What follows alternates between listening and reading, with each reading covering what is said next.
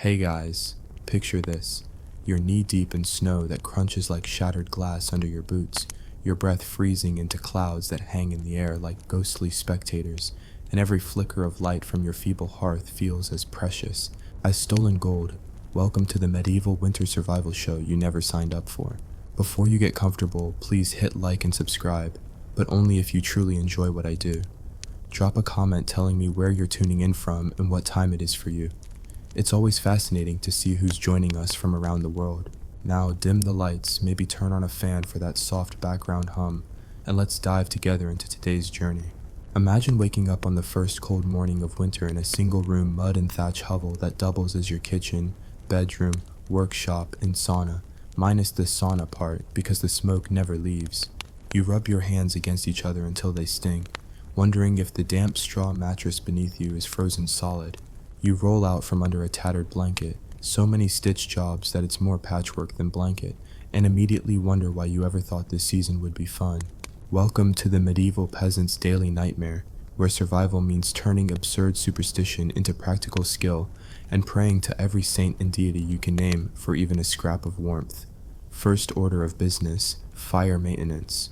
You'd think that stacking wood in a corner would suffice, but in a peasant's world that wood is a precious currency, measured in coughs from smoke and the bitter taste of soot.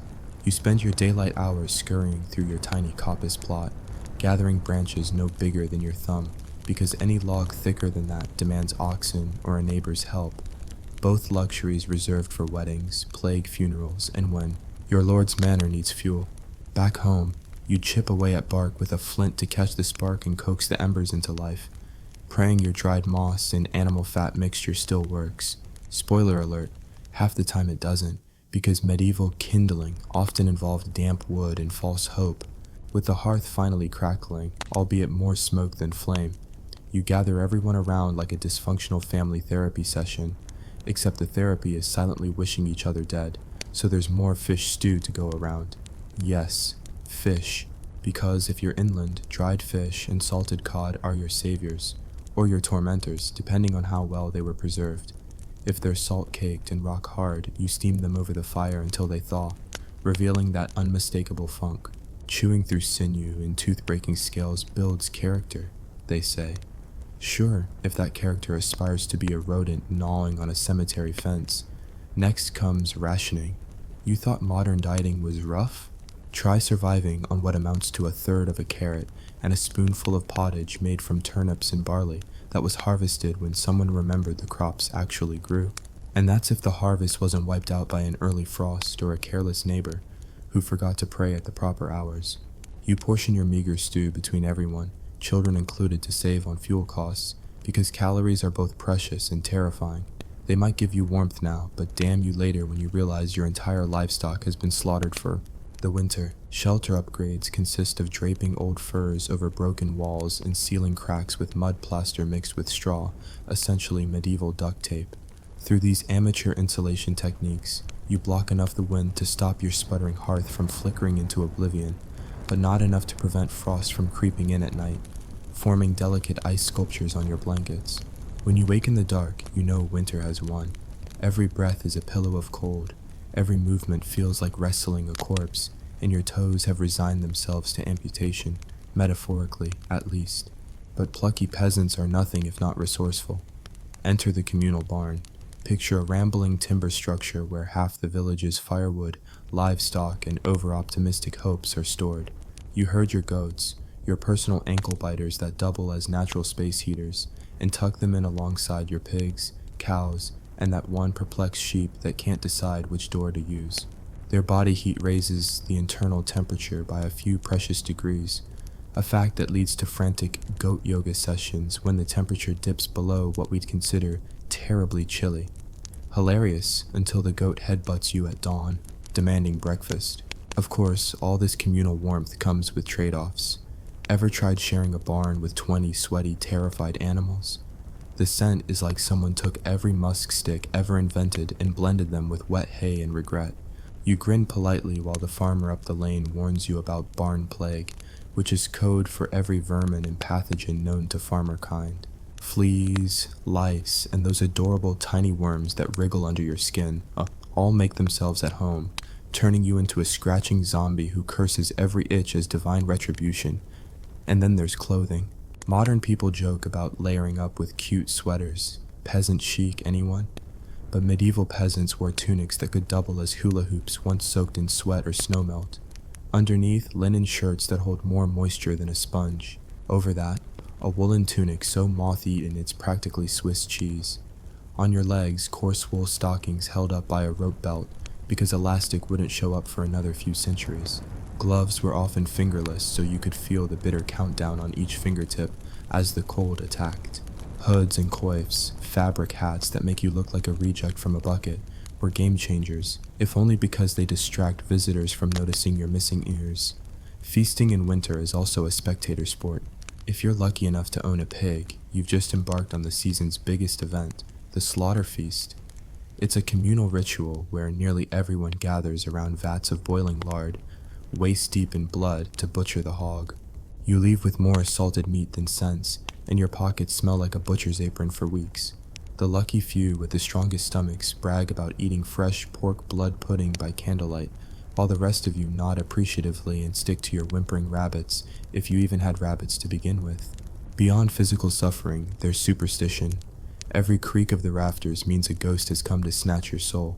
Every howl of wind is witches stirring a cauldron somewhere in the woods. You perform nightly exorcisms of sorts, scattering salt around the hearth, carving arcane symbols into door lintels, reciting half-remembered prayers in one ear and muttering curses at snow sprites in the other. If a child falls ill, it's because they looked at the wrong kind of snowflake, an unholy conglomerate captured straight from the jaws of winter's underworld. But don't think peasants were powerless. They leaned on their local apothecary, the village herbalist, who brewed root beers laced with herbs that smelled like feet and worked about as well as a modern energy drink. These tinctures promised to ward off frostbite and scurvy, though the chief effect was making everyone dizzy enough to forget how cold they were.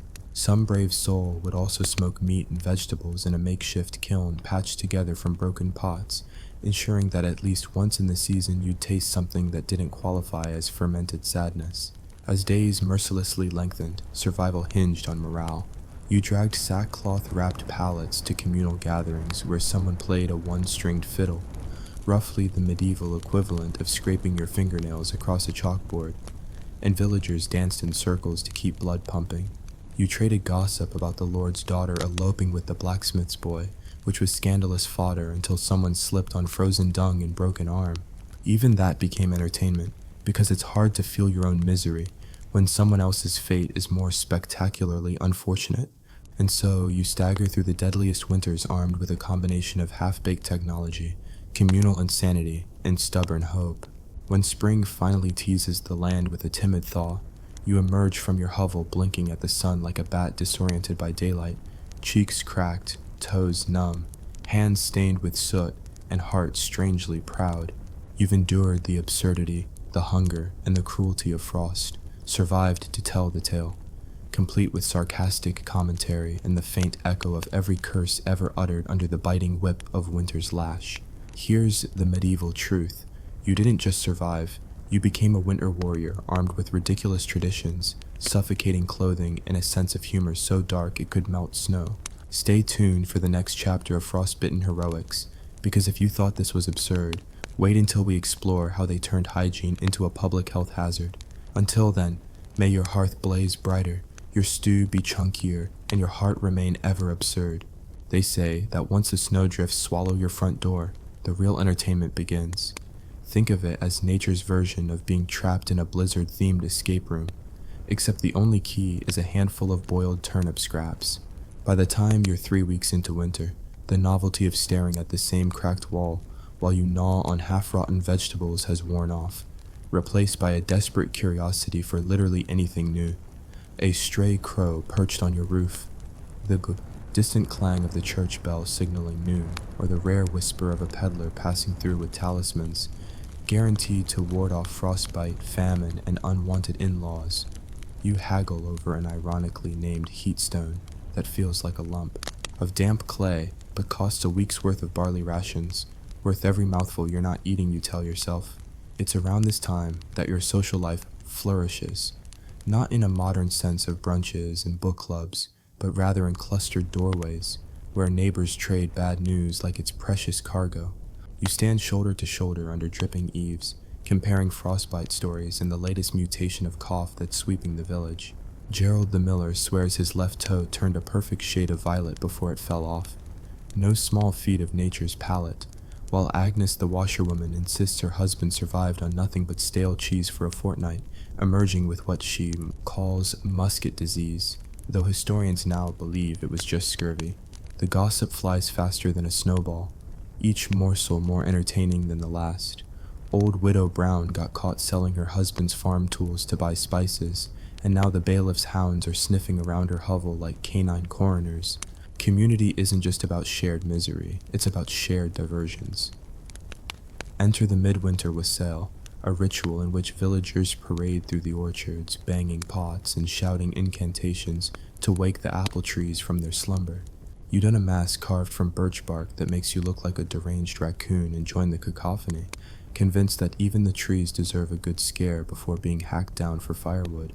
You drink bowl after bowl of hot spiced ale, which tastes suspiciously like watered-down vinegar, but warms your belly enough to convince you that life isn't completely hopeless.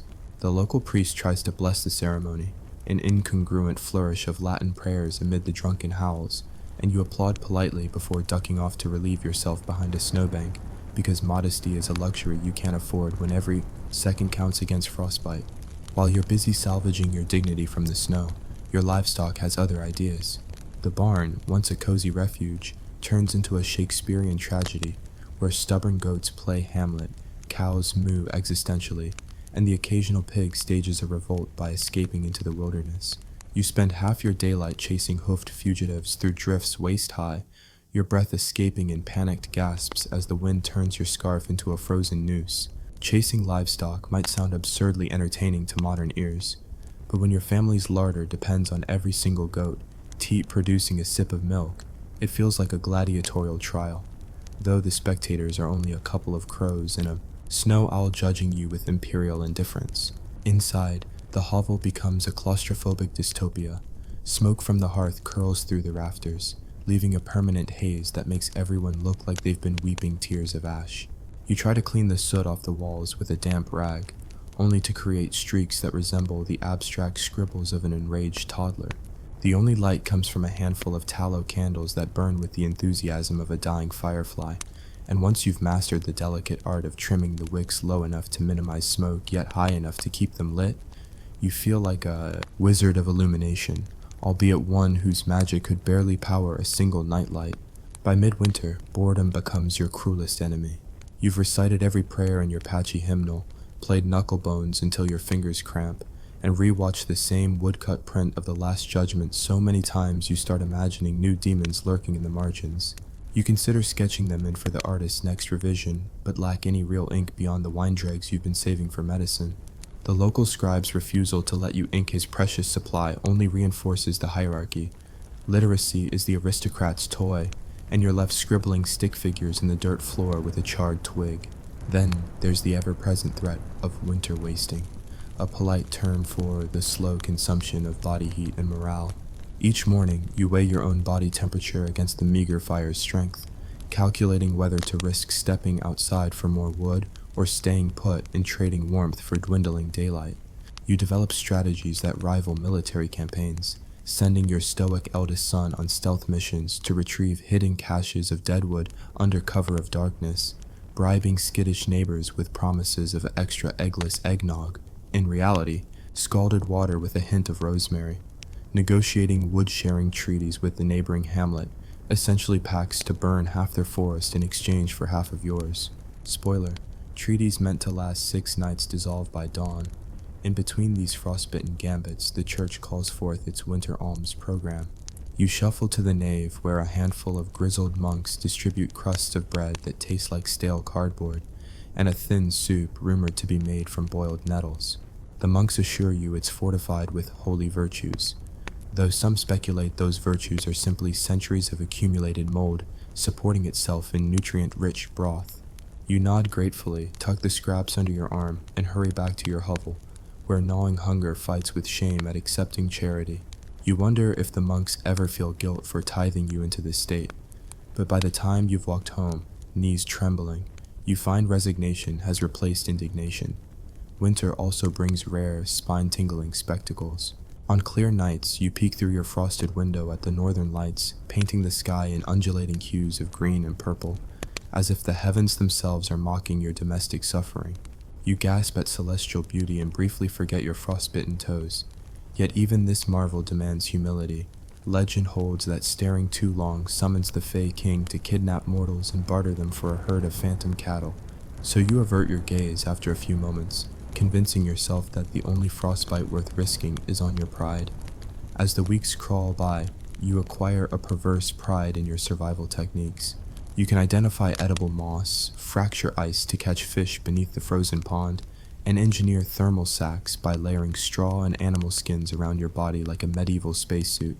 You fashion rudimentary snow goggles from slivers of antler with tiny eye holes carved out, functional yet making you look like a rabbit in war paint. You've perfected the grunt and heave method for extracting water from the ice without dunking your hands into mortal freezing sludge. These innovations don't earn you a spot in any royal court. They just earn you the envy of peasants who know you've mastered winter warfare. Society's strictures loosen when survival is on the line. You notice that on the darkest days, the Lord's bailiffs, those beetle-browed enforcers of tribute, soften their stance just a touch. They wink when you offer a salted herring instead of a full tithe, and they might even chuckle if you slip them a tiger lily root, which is actually poisonous but looks convincingly like a parsnip. You tiptoe around moral boundaries, trading whispered secrets of black market root sellers for livestock favors, and you discover that when everyone's in the same frozen lifeboat, the strict laws of summer become guidelines penned in disappearing ink. Hope comes in tiny, almost laughable packages. A soft drizzle in January feels like a tropical downpour. You rush outside, arms outstretched, to catch the fat droplets, ignoring the danger of black ice underfoot, savoring the moment when winter's shriek pauses. You find a stray apple buried in last autumn's compost heap, half rotted but still edible, and you masquerade it as a gourmet delicacy, slicing it thinly to savor every brined fermented nuance. The birth announcement of a neighbor's calf, a rare midwinter miracle, sparks village-wide celebrations and a mass exodus to view the miracle beast, because joy, no matter how fleeting, is the ultimate weapon against despair. Then there's the mental gymnastics of anticipation. You mark the gradual lengthening of days on a peat-streaked wall, notching each sunrise so you can sleep a bit longer before the dawn's frosty glare. With each additional minute of daylight, your spirits rise, though your toes remain unconvinced. You guess at the date of the vernal equinox, placing wagers on who's closest. The winner gets the first wedge of cheese from the newest spring butter, a prize more coveted than a knight's ransom. Yet winter's final act is the cruelest tease. Just when you think you've emerged victorious, when birds return, melting floods reveal scorched earth, and you dare to plan your harvest crops, another cold snap whips through, snapping buds like brittle twigs. Your fields, half-thawed, turn into a slushy purgatory, and you curse spring's betrayal for prolonging your agony. You contemplate bribing the seasons themselves, offering leftover turnips to any deity who'll swear off these cruel plot twists. But eventually, you stand at your door, shoulders back, chest puffed out, like a soldier fresh from battle. You've endured the deadliest winters not because the world was kind, but because you molded misery into ritual, starvation into sport, and freeze into fierce defiance. You learn to laugh at the absurdity of chipping ice off your fingernails and bartering onions for a night's rest. You became the author of your own survival saga, complete with every curse, miracle, and misplaced bargain. Take a final bow, O frostbitten hero, for your winter odyssey is etched in scars and soot in the hearty laugh of a soul that refused to yield. And though the thawing earth may tempt you with visions of abundance, remember, the lessons of winter remain. Keep your firewood stacked high, your wit razor sharp, and your humor as dark as the deepest snowdrift, because it's that irreverent spark that warms the coldest heart. The saga continues in part 3, where we'll uncover how medieval peasants turned spring cleaning into a biohazard, and why the first plow of the season felt more like a medieval rite of passage than simple agriculture. Stay frost-aware, stay absurdly alive, and until next time, may your spirits and your socks finally thaw out. By the time March teases its first lukewarm lick at the landscape, You're elbow deep in what the church calls spring cleaning, and what you call a biohazard masquerading as domestic chores. Your hovel looks like a battlefield. Mud glazes the walls. In grotesque patterns, the thatch overhead drips with icy snot, and your once proud straw mattress has collapsed into a moist crater of sweat and rodent confessions. The ritual begins at dawn, if you can call it that, given the sun still peeks through swirling gray clouds like a reluctant witness to your misery. You push open your door and squint in horror at the scene. The mud floor has liquefied into a sludge so thick you can lose a boot to it, and last autumn's compost heap has unveiled itself as a carnival of maggots, mold, and that one cursed cabbage you swore you'd eaten but somehow planted in the dark corners of your pantry. You start with the hearth, the perpetual epicenter of your domestic purgatory. Smearing away the winter's accumulated ash is like attempting to wash soot off a raven's wing. You scrub until your knuckles bleed, only to find the walls reheated into a mosaic of black streaks and brown handprints. Your only cleaning tool is a rag so filthy that using it feels like blotting yourself with the village latrine floor. You chase the soot into corners, only for it to cling like a specter, mocking your efforts. Every swipe releases tiny clouds of dust that settle in your lungs and remind you why medieval peasants invented coughing as a survival tactic. Next, the great bedding purge. You haul the mattress outdoors, if outdoors still counts when everything is one giant mire, and lay it on a low branch to beat out the straw clumps, fleas, and last year's disgusting secretions. Each thwack liberates a plague of insects that swarm you like buzzing heralds of doom. You wave your arms wildly, slapping at phantom mosquitoes while shocked crows circle overhead, attending the spectacle of your existential crisis. By the time you collapse back into your hut, you're covered in dirt, insects, and that unmistakable damp smell that clings to medieval textiles for generations. Clothing demands its own grotesque ceremony. You transport every tunic, hose, and coif to the communal wash trough, which is really just a trough carved into a trough. Muddy water continually replenished by runoff that tastes like kiln-boiled hoof scraps. You scrub your clothes on a ridged board, each stroke fraying fibers until your woolen tunics resemble moth-ridden nets. When you emerge, sodden and shivering in the half-thawed breeze, you drag your garments back home, hang them on sapling poles over the hearth, and pray the smoke cures the mold. It's a gamble. If the wind shifts, you end up baking your clothes to a charred crisp or drowning them in condensation, while your house morphs from swampy tomb back into livable misery.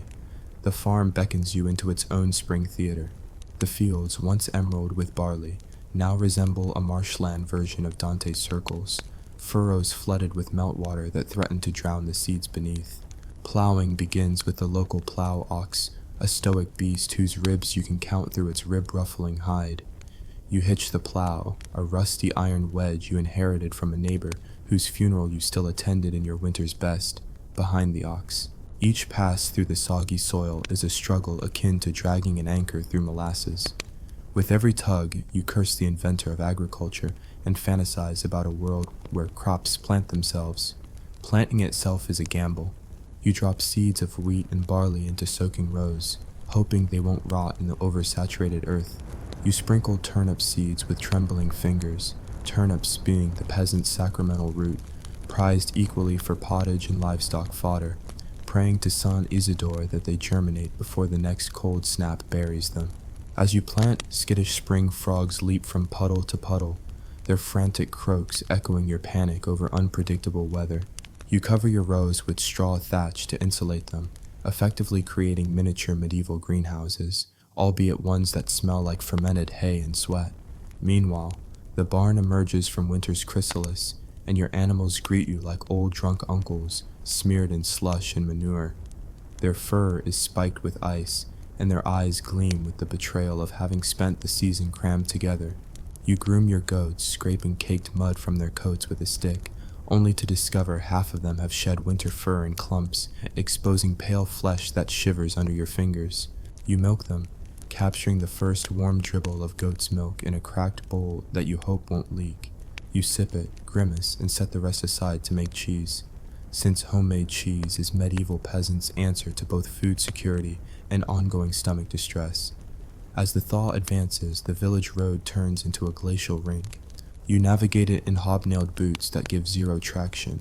relying on your innate 16th century balance to avoid impalement by a stray farm tool. You deliver leftover winter firewood to neighbors' doors, seeking favors in return, perhaps a handful of eggs from old Widow Brown, who guards her chickens like a demon child.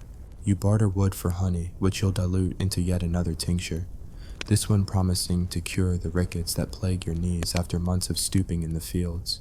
Spring markets reopen in the manor's courtyard, and the sight of fresh produce strikes you like a sunbeam hitting a vampire. You feast your eyes on radishes so vibrant they look like jewels, and carrots that have never known the cold. But your pockets are still stuffed with winter's remains: salted pork, half-moldy cheese, and a single onion that's shriveled yet stoically alive. You trade your meager cash for a handful of peas, which you sniff suspiciously before tucking them into your tunic. You've learned to distrust anything that didn't survive the frost. Cleaning the communal latrine is a separate ordeal. By Easter, it's a festering chasm of woe, an ever-deepening pit where the village's collective excrement melds with snowmelt into a stench so potent it's rumored to ward off wolves. Every villager takes a shift hauling the stinking contents to the field edge, believing that spreading it will fertilize the coming crops.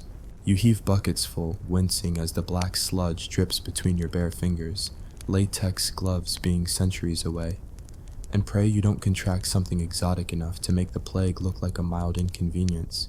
Amidst these labors, you host your own spring festival in the field's center. You carve primitive masks from last year's gourds, paint them with leftover tallow candles, and dance around a smoldering bonfire of branches you saved from winter's hunger. You stomp the earth to drive out evil spirits still lurching in frozen hollows. You fling handfuls of seed into the crowd, literal seed bombs, because if people lose their future dinners, at least they'll have something to shout about.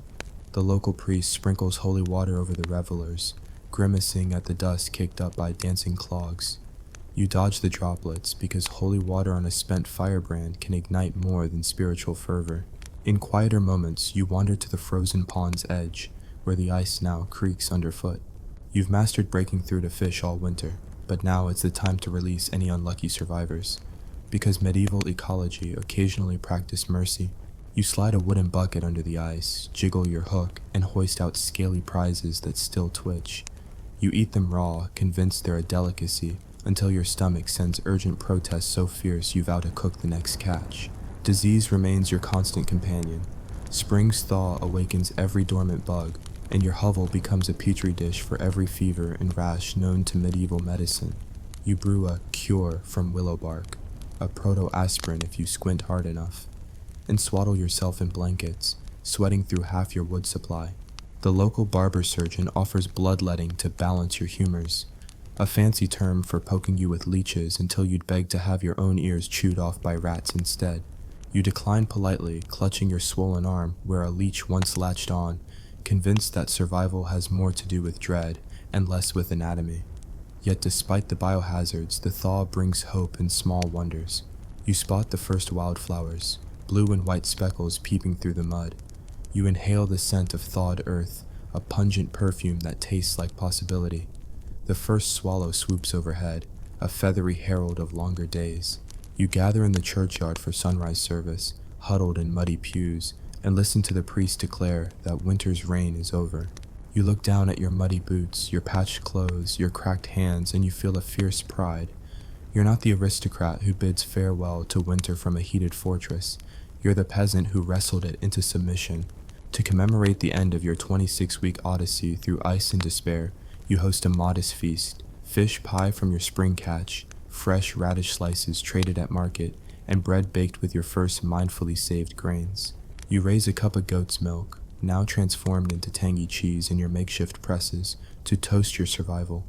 You laugh at the absurdity of having bartered, bled, and cowered your way through the season. You share tales of epic misadventures: the time you mistook a snowdrift for an unburied corpse, the secret onion raids on the steward's pantry, and the moment your livestock sculpted a perfect snow goat figure in solidarity.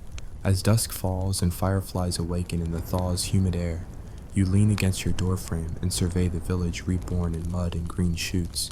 You've transformed from frost-petrified shivering wretch into a spring-scarred sage, armed with a repertoire of survival tricks so bizarre they'd earn you renown in any court.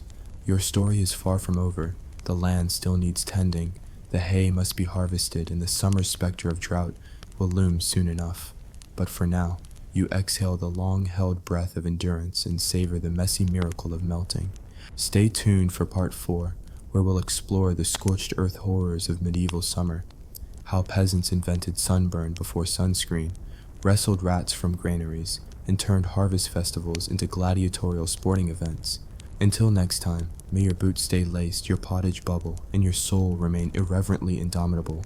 By this point, you've survived the deadliest of winters, dragged your frostbitten soul into muddy spring, and now you stand on the brink of the medieval summer, a season that promises warmth and bounty but delivers sunburn so epic it blisters your dignity, rat sieges in your granary, and harvest festivals that make Roman gladiatorial contests look like afternoon tea parties. Let's dive headfirst into the sun-scorched absurdity of peasant life under a merciless sky. You wake on the first bright morning of summer in the same one-room hovel that now smells like a mix of stale pottage and fermented ambition. The sun pounds through the thin thatch with all the subtlety of a battering ram, turning every inch of interior into a simmering sauna. You squint against the glare, instinctively shielding your eyes with a hand already stained by soot and sweat. Your first thought, why didn't I spend that last loaf of bread on sunscreen instead of that cursed heat stone? But sunscreen won't debut for another few centuries.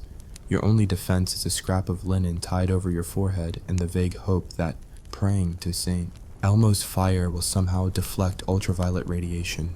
Stepping outside, you're greeted by an oven-like landscape. The mud you despised in spring has dried into a cracked mosaic, each fissure a testament to the sun's cruelty. You wiggle your toes in your rough leather shoes, shoes that feel hotter than a blacksmith's forge, and regret your choice of woolen socks, which have trapped enough heat to knock you unconscious. You consider padding barefoot across the embers of a recently extinguished bonfire, reasoning that at least then your feet would get scorched in style. Instead, you brave the heat, using your elbow to shade your eyes as you survey the fields you planted weeks ago. The wheat waves in the breeze like a golden sea, and you smile with the naive optimism of someone who hasn't yet encountered the dreaded summer blight. Your corn, actually barley because peasants don't get to eat corn, stands tall but brittle. You run your hand down a stalk. The grains feel rubbery, like stale peas that have shed their humor. You pray they withstand the heat, because if they don't, you'll return to the hovel in autumn, either starving or bartering your still-beating heart for a few loaves of bread. But first, chores. You fetch water from the village well, already a chore akin to dragging a bucket through a desert. The sun beats down. Every dip of your bucket feels like dipping metal into an open flame. You stagger back, bucket clinking with precious droplets, triumphant, until you realize half the water has sloshed out on the way home. You curse your lack of rope. A simple hemp tether would have saved you hours of misery, and vow to teach your children basic knot tying before next summer. Because next summer will have to wait. Today you have to haul more water. Then comes the granary inspection. You approach your wooden granary, the proud repository of last season's barley, oats, and whatever turnips you forced to dry before they rotted. You open the creaking hatch and are immediately assaulted by a horde of rats that burst forth like furry kamikazes. They skitter across the floor, tails flicking, teeth gnashing as they organize their takeover. You brandish your pitchfork as if it were a sword, prodding at the scurrying masses and sending them leaping into the sunlit yard. Many meet their demise under your wooden shoe.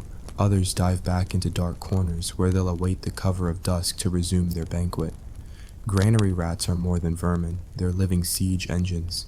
They gnaw through sacks, leaving a carpet of half-eaten grains and mouse droppings that make you question every bite of porridge you've consumed in the past decade. You patch holes with scrap linen and clay, swearing that next year you'll reinforce the walls with iron. But iron is expensive, and your lord probably won't part with nails for a peasant's granary. So you settle for spreading a layer of ash around the base, a medieval mousetrap hack that's part entropy, part superstition. If the rats hate the ash, maybe they'll starve themselves to death. If that fails, at least the ash will help preserve the barley. Only downside, your clothes and lungs now smell like a blacksmith's workshop. By midday, the sun has turned your shirt into a second skin, and you're as red as the Lord's banner. You attempt to take a break under the shade of the single tree in your yard, a pathetic scrub oak that offers about a square foot of relief. You slump against the trunk, arms splayed in a crucifixion pose, and wonder, Did medieval monks suffer like this during their silent vigils? Because your grip on asceticism is slipping faster than you can exclaim a colorful medieval curse. Hydration tactics rely on your wine stash, local red, potent enough to strip paint from a wagon wheel. You pour a generous goblet, then add a splash of well water to temper the burn. You sip it, convinced that alcohol plus dehydration might cancel out and leave you at equilibrium. It doesn't. Instead, you feel the heat of both the sun and the fermentation coursing through your veins, prompting you to nap in the shade, only to wake with half your wine evaporated and your beard stuck to your chin. Your neighbors are no better off. You hear the distant clang of spades in nearby fields, the villagers urgently hoeing weeds that have grown overnight into a jungle rivaling the hanging gardens. You grab your own hoe, a tool with a handle so splintered it feels like you're gripping a cluster of porcupine quills, and join the frantic battle against invasive greenery. You slice through thistles with a vigor born of sun-induced mania, your back arching in spasms that make you yelp like a startled cat. You wonder if it's worth it. These weeds at least are alive, at least they thrive in the sun. As midday bleeds into afternoon, you tackle the haystack. Summer means making hay before the next rain or hailstorm drowns your fields in muck. You and a handful of neighbors form a hay brigade, each armed with a pitchfork and the collective wisdom that manual labor under the sun builds character, or so they say. You toss golden strands into piles, your muscles burning, sweat dripping into your eyes and causing you to squint and unintentionally spear your own palm. You curse your clumsiness and wrap your hand in a scrap of linen, convinced that medieval first aid is nothing more than a hope and a prayer. By late afternoon, you're as exhausted as a peasant can get without collapsing in a heap of straw. You lean on your pitchfork, gazing at a row of neatly stacked hay bales that will feed your livestock when winter returns. You feel a surge of pride, quickly undercut by the realization that raising livestock in summer invites another siege, this time by flies and wasps drawn to the sweet aroma of freshly cut grass. You smirk at the irony. You spent weeks chasing rats out of your granary. Now you'll spend days swatting at buzzing insects intent on turning your cattle into pincushions. Your cattle, by the way, aren't exactly appreciative. They glare at you with bovine disdain as you swat flies away from their eyes, their tails flicking in what can only be described as bovine eye rolling. You inspect each animal for tick infestations, using a dull knife to pick them off. You collect a handful and fling them into the brambles, convinced that medieval eco-friendly pest control is as satisfying as you imagined. The cows barely notice. They're too busy chewing cud and plotting their escape to the next pasture. But summer's real nightmare arrives at dusk, the harvest festival. What began as a simple communal meal quickly morphs into a barbaric showcase of peasant prowess and petty cruelty.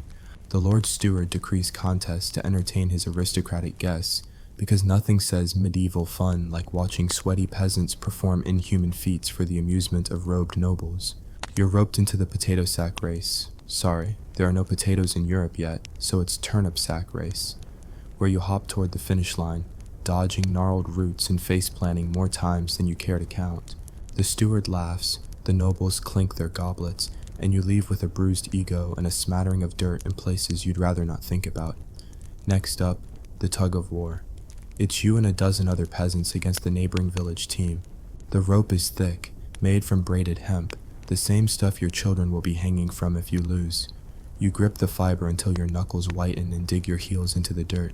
The other team yanks, you brace, your back snaps like a brittle branch, and with a final grunt you stumble backward, dragging 5 of your teammates into the mud. Victory.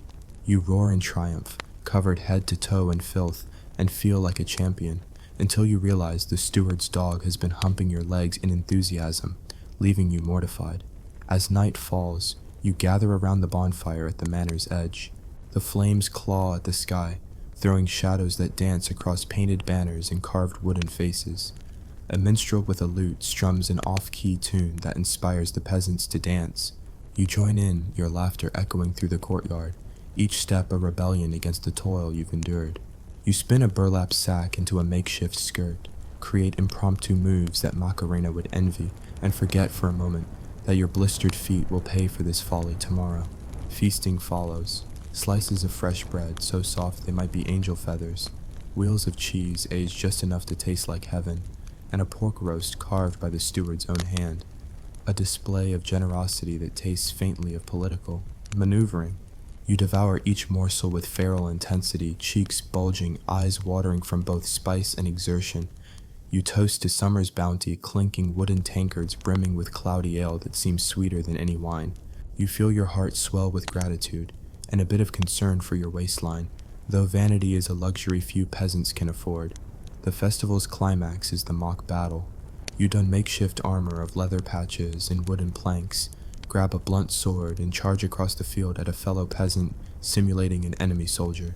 Shields clash, boots skid in straw, and you deliver the most theatrical death scene of your life, rolling dramatically, gasping for breath, and clutching your side as if mortally wounded. The nobles cheer, the steward nods approvingly, and you, cornered by both pride and exhaustion, rise to take your bow, triumphant in theatrics if not athleticism. By midnight, you're back at your hovel, the revelry a fading echo in the star-drenched sky.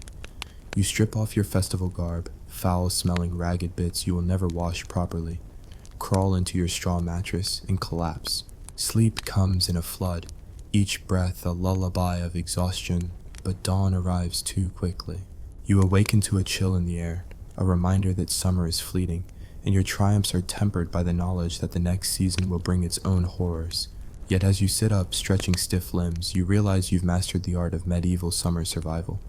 You endured sunburn, rat invasions, insect assaults, and public humiliation, all with a smirk and a curse. You are a summer warrior, clad in sweat and resilience, so raise your imaginary tankard, fellow frost-scarred, sun-blistered comrades. You've tilled the fields, wrestled beasts, feasted in mud, and danced before lords. You've turned survival into performance art, suffering into spectacle, and misery into mirth. The cycle will continue. Autumn's harvest, winter's freeze, spring's muck, summer's blaze, but you stand ready, armed with blistered hands, scorched skin, and the indomitable spirit of a peasant who refused to bow to the seasons. Until next time, when we dive into the absurdity of autumn's cold shoulder and why medieval leaf raking felt like prepping for an apocalypse, stay irreverent, stay absurd, and may your sunburn peel evenly. Hey guys, imagine choking down a bowl of gray, watery gruel so thin it could double as bathwater. Welcome to day 1 of medieval peasant dining. 10 to 14. 15 seconds of that soul-crushing slurp reverberating in your ears. Now that you're suitably queasy, let's dig in. You awaken before dawn in your single-room hovel, lungs filled with smoke and dreams of anything hotter than last. Night's cold pottage. Your stomach rumbles like a disgruntled beast demanding sacrifice. It's Monday, no market day, so your breakfast options are whatever's left. You shuffle to the hearth and stir the ashes, prying from them a rescued lump of bread, rock hard and crumbly enough to sand your teeth. You inspect it for mold, green is bad, white is questionable, and decide it's edible enough. You gnaw at the crusty edge, chew until your jaw aches, and swallow down the dry crumbs with a gulp of tepid spring water that tastes faintly of goat. This, my friends, is the medieval peasant's idea of a balanced breakfast, half-rotten carbohydrates and questionable hydration. By mid-morning, hunger has blossomed into panic. If you're lucky, you planted some turnips last year and stored them in a root cellar that hasn't flooded or collapsed under winter's wrath. You retrieve a handful, scrub away the dirt with your sleeve, and bite into the pale flesh. It crunches like a damp potato chip, releasing a musty flavor that conjures visions of rotting barns, but it's sustenance. You slice them into your morning pottage, a soupy stew of barley, legumes, and dubious vegetables, heated over a sputtering fire that kicks up more smoke than warmth. You ladle out a bowl and blow on it until your breath condenses into tiny ice crystals on the surface. Then you slurp it down, savoring each mealy mouthful as if it's Michelin-starred fare. Lunchtime arrives with the clockwork precision of misery. You trudge to the communal well, half frozen, half mud, and haul water back to your hovel, dripping sludge onto your woolen tunic. You filter it through a rag, church tithe solution number 37, and use it to reheat yesterday's pottage, because fresh food is a luxury reserved for lords and clergymen. You drop in a scrap of salted pork, the kind that squeaked when you bought it and echoes your guilt with every bite. The pork is tough, sinewy, and saltier than seawater, but you chew until your jaw demands mercy, imagining this is the one time you'll taste actual meat until next winter's slaughter. With each swallow, you pray that scurvy stays at bay. Afternoon brings foraging duty because medieval peasants didn't just farm, they scavenged like woodland raccoons. You sling a burlap sack over your shoulder and tromp into the nearby copse. Mossy logs yield mushrooms, some edible, some deadly. You rely on Grandma Ethel's half-remembered warnings. If it stinks like socks, throw it in the stalks. If it bleeds red when you cut it, invite the executioner. You pocket a handful of safe puffball mushrooms and duck under brambles to gather. Blackberries, if bushes survive the frost, and you stumble back, triumphant. That evening, you toss those mushrooms and berries into your evening brew, hoping the sweetness masks any fungal aftertaste. Then you cross your fingers, your intestines survive until dawn. As twilight approaches, you ration your food like a miser hoarding gold. You split your evening's meal, a dubious stew, into 3 spoonfuls, and savor each one as if it's the last morsel on earth. Between bites, you catch yourself daydreaming about extravagant feasts, roasted swan, honey-glazed fruits, wine that doesn't peel the lining of your throat. You remember the traveling minstrels' tales of aristocratic banquets, where plates were piled so high that they had to build scaffolding just to serve the dessert. But that world, where sugar wasn't a myth and spices didn't have to travel halfway around the globe on camelback, seems as distant as paradise. Before you collapse onto your thrift shop grade straw mattress, you reflect on the day's menu. Mold-tolerant bread, root vegetable sludge, squeaky pork scrap, wild fungi, and overripe berries. It's a smorgasbord of survival, each dish seasoned with despair and seasoned further by your stubborn will to live. You close your eyes to dreams of better cuisine, until dawn's crows remind you it's time for breakfast round 2. Stay tuned for part 2, where we'll unpack the peasant's midday feast, mysterious porridges, fermented delicacies that could strip paint, and the bizarre barter economy of a rural marketplace. Don't go anywhere. Your stomach can't afford the pause. You slide back into your hovel at the crack of dawn. Wait, wrong timeline. It's actually midday, and the sun has already turned your roof beam into a blistering broiler. But virtue and hunger still compel you to prepare the day's grandest, and by grandest we mean least lethal, meal, the medieval peasant's midday feast. Forget tiny sandwiches and avocado toast. Your peasant platter is a rotating carousel of mysterious porridges, protein-grade weeds, fermented boozes, and the occasional scrap of animal byproduct that winks at you from the larder like a guilty relative. First, the porridge. Not your Instagram-worthy steel-cut oats with almond milk and chia seeds. No, this is inebriation safety net porridge, a daily ritual more vital than prayer. You ladle barley groats into a hefty iron cauldron, cover them with well water saved from the morning well run, mud sediment carefully discarded. Toss in a handful of lentils, if you scored any during last week's market raid, and light the fire. As it bubbles, it foams up like an angry witch's brew, spitting up odd bits of husks that cling to the pot's rim like medieval tar.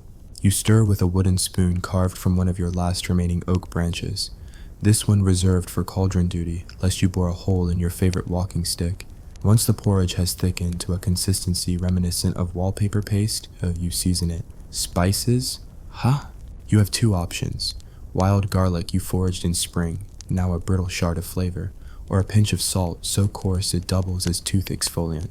If you're feeling particularly decadent, you pour in a splash of sour whey, left over from last month's goat cheese experiment that mostly succeeded in fermenting your patience, and watch it curdle into tiny white clouds. The result? A gruel that tastes like disappointment warmed twice. But by the time it's done, your stomach has morphed into an eager black hole, and you cannot resist a steaming bowl. You spoon it into a wooden trench plate, blow on each mouthful until it's only mildly scalding, and slurp it down in 5 lengthy gulps. The barley lends a chewy undertone, the lentils add a gravelly pop, and the whey curd tastes faintly of regret. But while modern foodies might sneer, you call it fuel, survival, better than last week's mold salad, and maybe even comfy. Digestion will come later. Now you need energy for the rest of the day's scavenging and skullduggery. Midday also heralds the return of the ale, your safety blanket disguised as a beverage. The local brewhouse, really just the Lord's barn silently repurposed once a fortnight, produces small batches of small beer, a low alcohol brew designed to be safer than well water, which may host more microbes than a plague victim's mattress. You line up with half the village, exchanging gossip while clutching your chipped clay jug.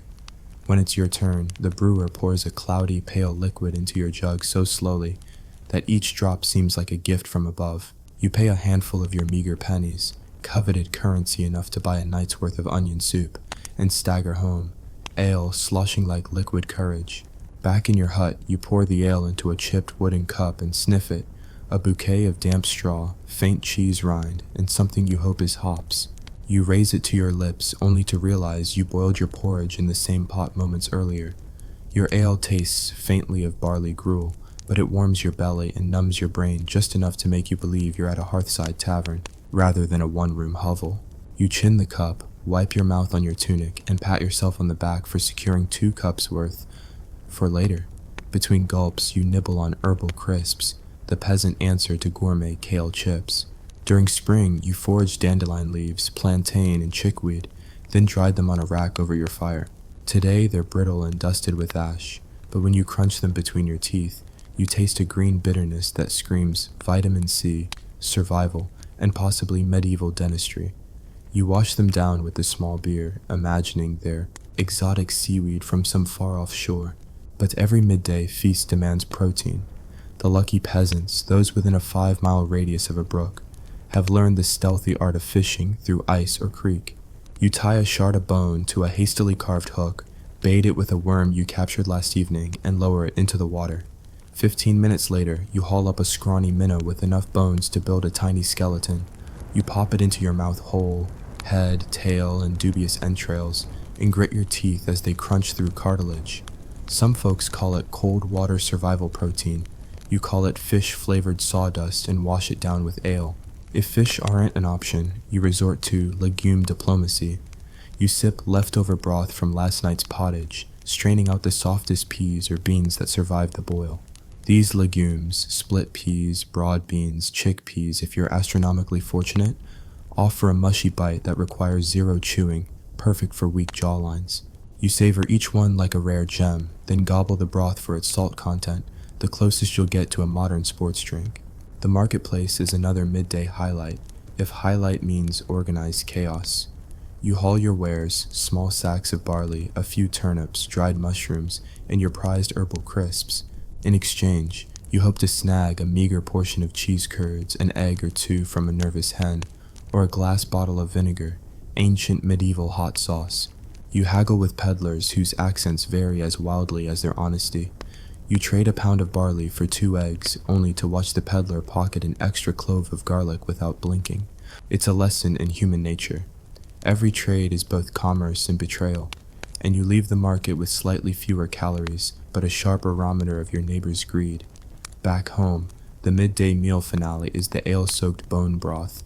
You shove beef bones, rescued from last season's pig slaughter, into your cauldron with water, a handful of wild leeks, and a twig of whatever herb your wife named but you can't remember. You let it simmer all afternoon, cursing the soot that clogs your pot's rim, flipping irritating pot lids that never sit straight, and reminding yourself that broth is the miracle elixir of medieval medicine. When the hours are up, you skim off the fat and cup the warm liquid between your hands like a heat pack, then sip it gingerly. It tastes like concentrated animal despair, but it restores your bones, literally and figuratively. As the sun dips, you press the final axe of your midday feast, hand-picked blackberries, if you ventured far enough from home without frostbite, to sweeten the memory of pottage, and a small wedge of cheese made from goat's milk curdled weeks ago, aged so long that it's practically a relic. You cut it into slivers, savor the sharp, acrid tang, and press it between your teeth until only powdered residue remains. The cheese is a final flourish, a reminder that survival can still flirt with delight. You lean back against your straw stool, belly full enough to stave off fainting, yet light enough to gear up for evening chores. Your midday menu might not win any awards, Michelin or otherwise, but it's a triumph of necessity over dignity. You pat your bulging matron's purse, now slightly lighter after paying the ale tax, and smile at your own ingenuity. Barley gruel, small beer, fishbone protein, legume stew, bone broth, fermented weeds, and wild berries. A veritable feast, medieval style, that kept you alive long enough to curse the dawn and do it all again tomorrow. Stay tuned for part 3, where we'll dive into the evening repast, the peculiar art of cold supper, the gamble of last-day-old bread, the decay-seasoned meats, and why bedtime snacks once meant gnawing on livestock sinew by candlelight. Don't let your stomach growl in the meantime. Your peasant palate can't handle the suspense. You stumble back to your hovel as dusk bleeds into night, eyelashes prickling with smoke and eyelids heavy from the day's labors. Supper time, medieval style, a precarious celebration of what's left in your larder after the market, the foraging, and the Lord's tithes have had their way. You set about assembling the evening repast, a ritual of cold scraps, questionable cheeses, and fermented oddities that would make a modern foodie sprint for the hills. First, the cold supper platter. You dig out yesterday's half loaf of bread, whose interior is now a soft, mold-speckled cloud that squeaks when you pinch it. You solemnly cut away any bright green or black spots. Anything less conspicuous you regard as harmless colonists and leave be. You slice what remains into 3 thick slabs and lay them on your best wooden board, the one that isn't used for chopping root vegetables or lancing swollen fingers. Next to the bread, you arrange slivers of cheese so aged it rattles like a bag of bones when you lift it. This cheese, made from last autumn's goat milk, has the pungency of a damp dog and a texture between chalk and gristle. You press a crumb against your tongue to test its acidity. If it doesn't send you into convulsions, you grant it a place on the board. Beside the cheese, you pile thin slices of salted pork from last winter's hog slaughter. The pork is so salted it could double as curing agent for the plague, and each bite leaves your lips puckered like a fish out of water. You chase it with a gulp of cider, borrowed from the local squire's orchard exchange, whose sweetness is both a blessing and a betrayal, since its alcohol content rivals that of a trebuchet's warhead. You brood over the fact that fruit juice left to ferment by accident is one of the few joys in peasant life. On the corner of your makeshift table sits this mystery preserve, a relic of your spring foraging, wild gooseberries steeped in honey-thick syrup. They glisten under your tallow candlelight like forbidden jewels. You pop one in your mouth, and its sharp, tangy burst cuts through the evening's heavy grayscale of bread and pork. It tastes of summer when the world was alive with color. You close your eyes and pretend you're not gnawing on what remains of your ancestors' livestock. Next comes the infamous pottage round 2, reheated under minimal coals so as not to use all your firewood. You pour a ladle into a wooden trench bowl and blow until the steam clouds your vision. This pottage is the day-old remnant of barley, peas, and whatever turnips or parsnips survived your root cellar. It's thick and gritty, flecked with tiny shards of onion and bone fragments that slipped through your makeshift sieve. You slurp it, tasting the day's grief distilled into a single porridge that nourishes both body and your understanding of existential despair. For protein, you've reserved the awful option. From last week's slaughter, you claim the liver if it wasn't immediately poisoned, or the kidneys if the liver was. You slice it thin, sear it briefly over the embers, and dust it with a whisper of salt. You chew it slowly, marveling at its metallic tang and rubbery bite. Offal isn't glamorous, but it's nutrient-dense, and you remind yourself that luxury is a castle-bound concept, not a peasant's reality. Between bites, you sip more cider, feeling its warmth creep through your limbs. You balance your bowl on your knee and recall the church's admonitions. Gluttony is a sin. You snort. Gluttony would require more food than this meager feast provides. As the candle guttering in the corner sputters, you turn to your herb wine. You poured leftover ale into a jug with sprigs of rosemary and thyme last month, sealing it with a scrap of leather. Tonight, you crack it open, inhale the herbal bouquet, musty vinegar, wood smoke, and a touch of garden dirt. You tip it back. It stings your throat like righteous judgment, but leaves a rosemary knockback buzz that blurs the edges of hunger.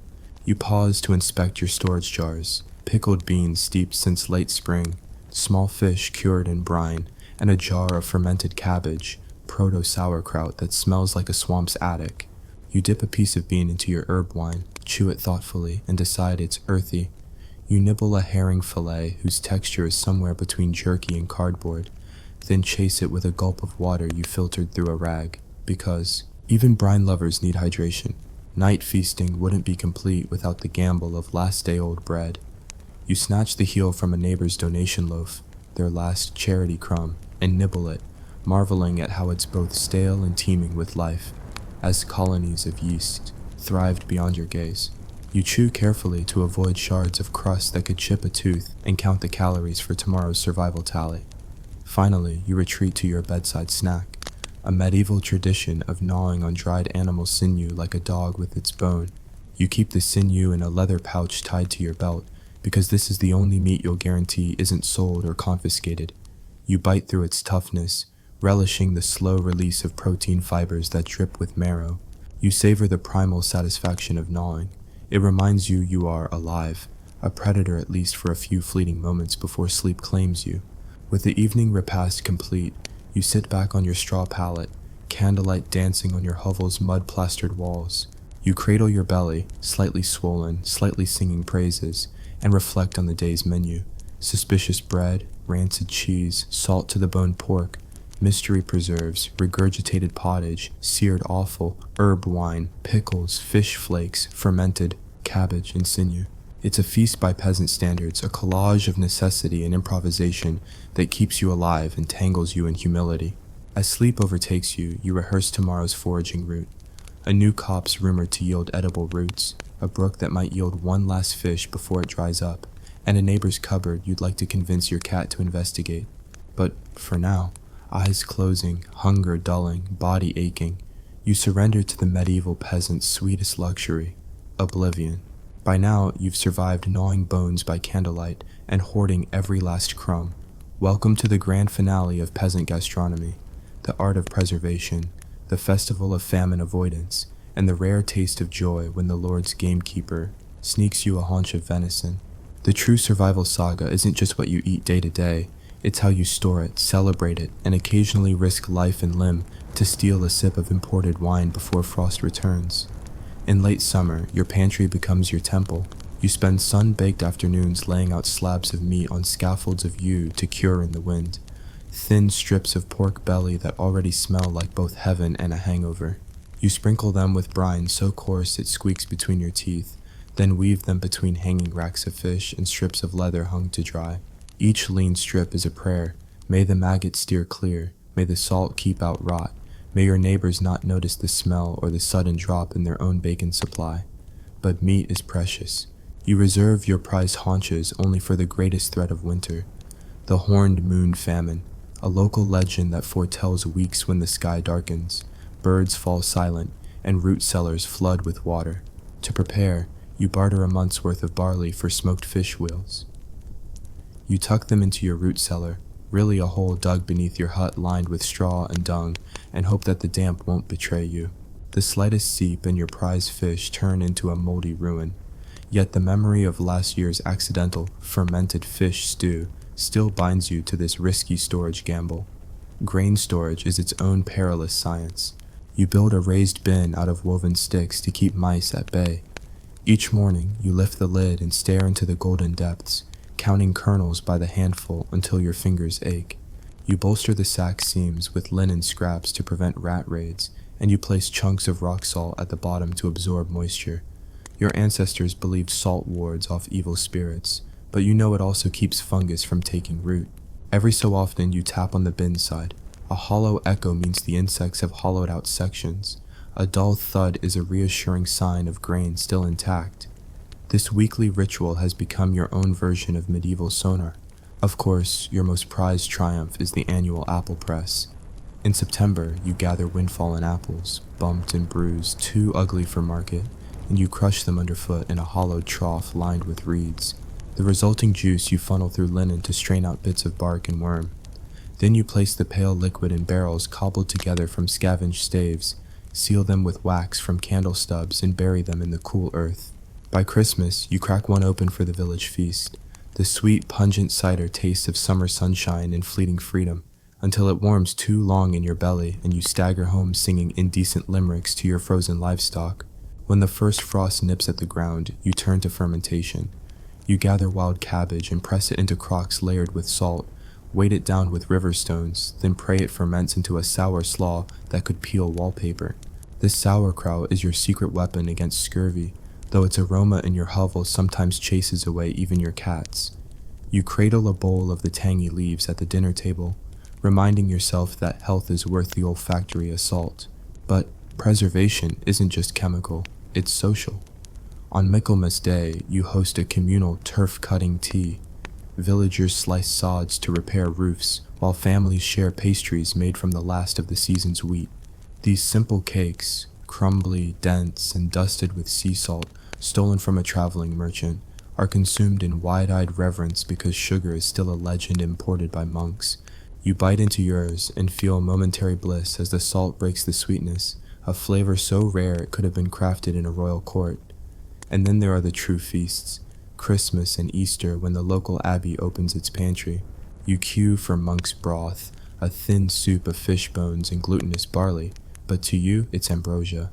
Then comes the blessed distribution of holy bread, a dense loaf tinged with saffron so pale yellow it rivals the sun.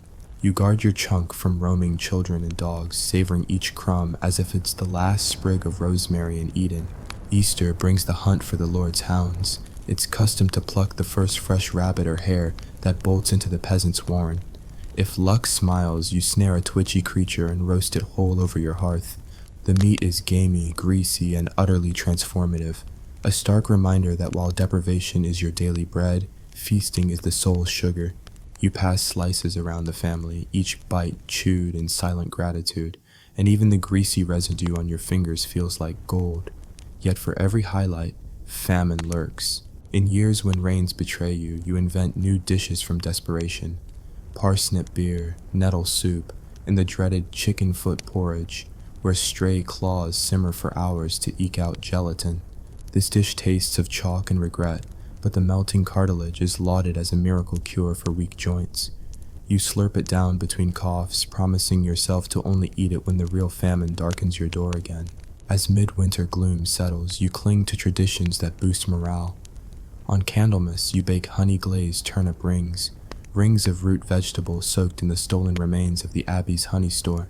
They caramelize over embers into chewy orbs you crack between teeth, tasting of burnt sugar and longing. The smoke drifts through your hovel, and for a fleeting hour you believe spring might arrive early. Meanwhile, you maintain your famine pantry, a secret niche behind a loose stone in the wall, where you stash a loaf of bread and a small wheel of salted cheese. In the darkest moment, when the snows seal your door and your children's belly cries echo in the grain bin, you gather the family, crack open this emergency hoard, and watch their faces light up with gratitude. This is your last line of defense, a final cache hidden from rabble-rousers or bailiffs searching for extra tithes. Food isn't just fuel, it's a negotiation with every season, every neighbor, every deity you can bribe with grease. You barter eggs for milk, eggshells for lime, scraps of wool for peas. You host clandestine barter nights under the full moon, where you exchange corded beans for dried fruits, hunchbacked merchants for untrimmed surprises. Each trade is a roll of the dice. Will you end up with real cheese or cheese-flavored chalk? Every deal is a gamble rooted in desperation. Occasionally, fortune swings your way.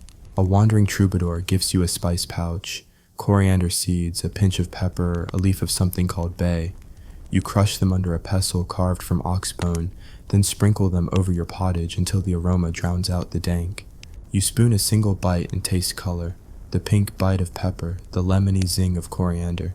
Your family gasps, eyes widening as if they've been baptized in flavor. For a moment, the world seems boundless, but the triumph is fleeting.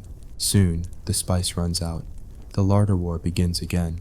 More curing, more bearing, more clandestine foraging in wolf-haunted woodlands for mushrooms, truffles, or the occasional misbegotten carrot. You risk frostbite, snakebite, and occasionally an angry boar that mistakes you for a rival snack.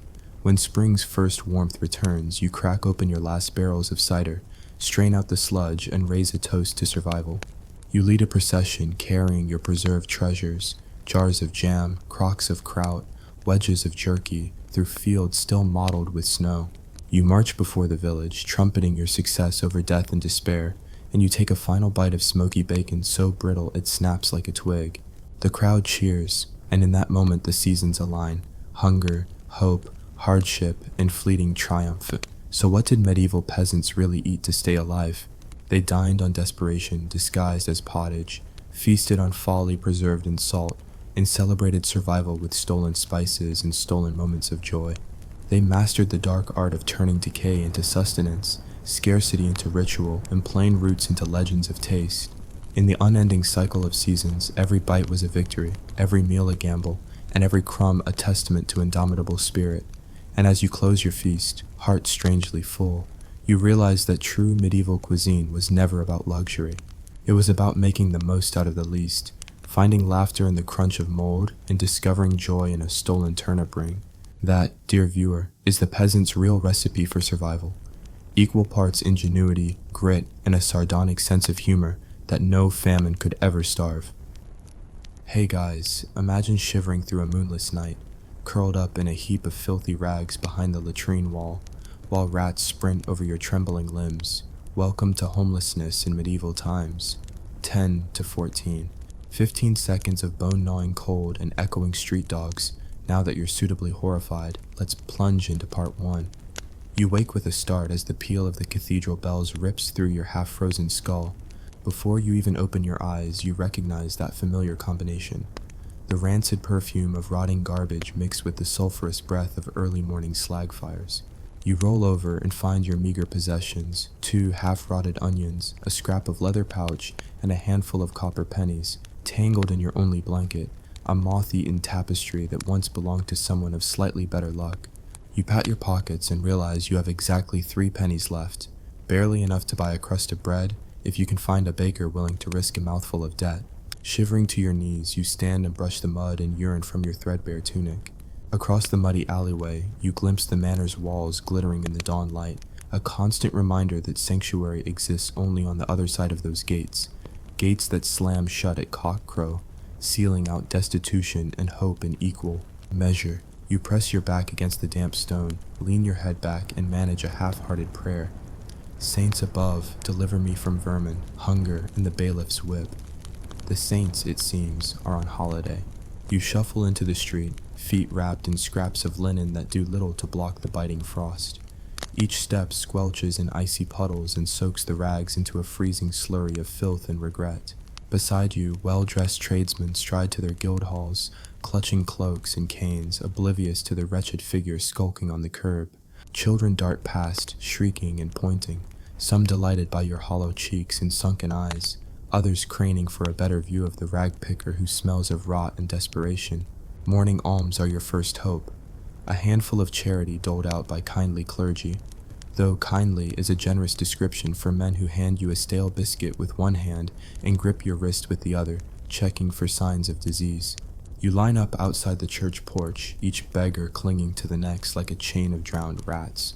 When the sacristan tosses you a chunk of dry bread, you snatch it like a prize, crack off a corner and chew slowly, savoring that small miracle of sustenance, while the man next to you slobbers through his own share and lectures you on proper gratitude. By mid-morning, you're back on the alleyways, inspecting refuse barrels behind bakeries and breweries. You dig through soggy loaves cast aside for being too stale, unearthing crumbs that taste of mold and ambition.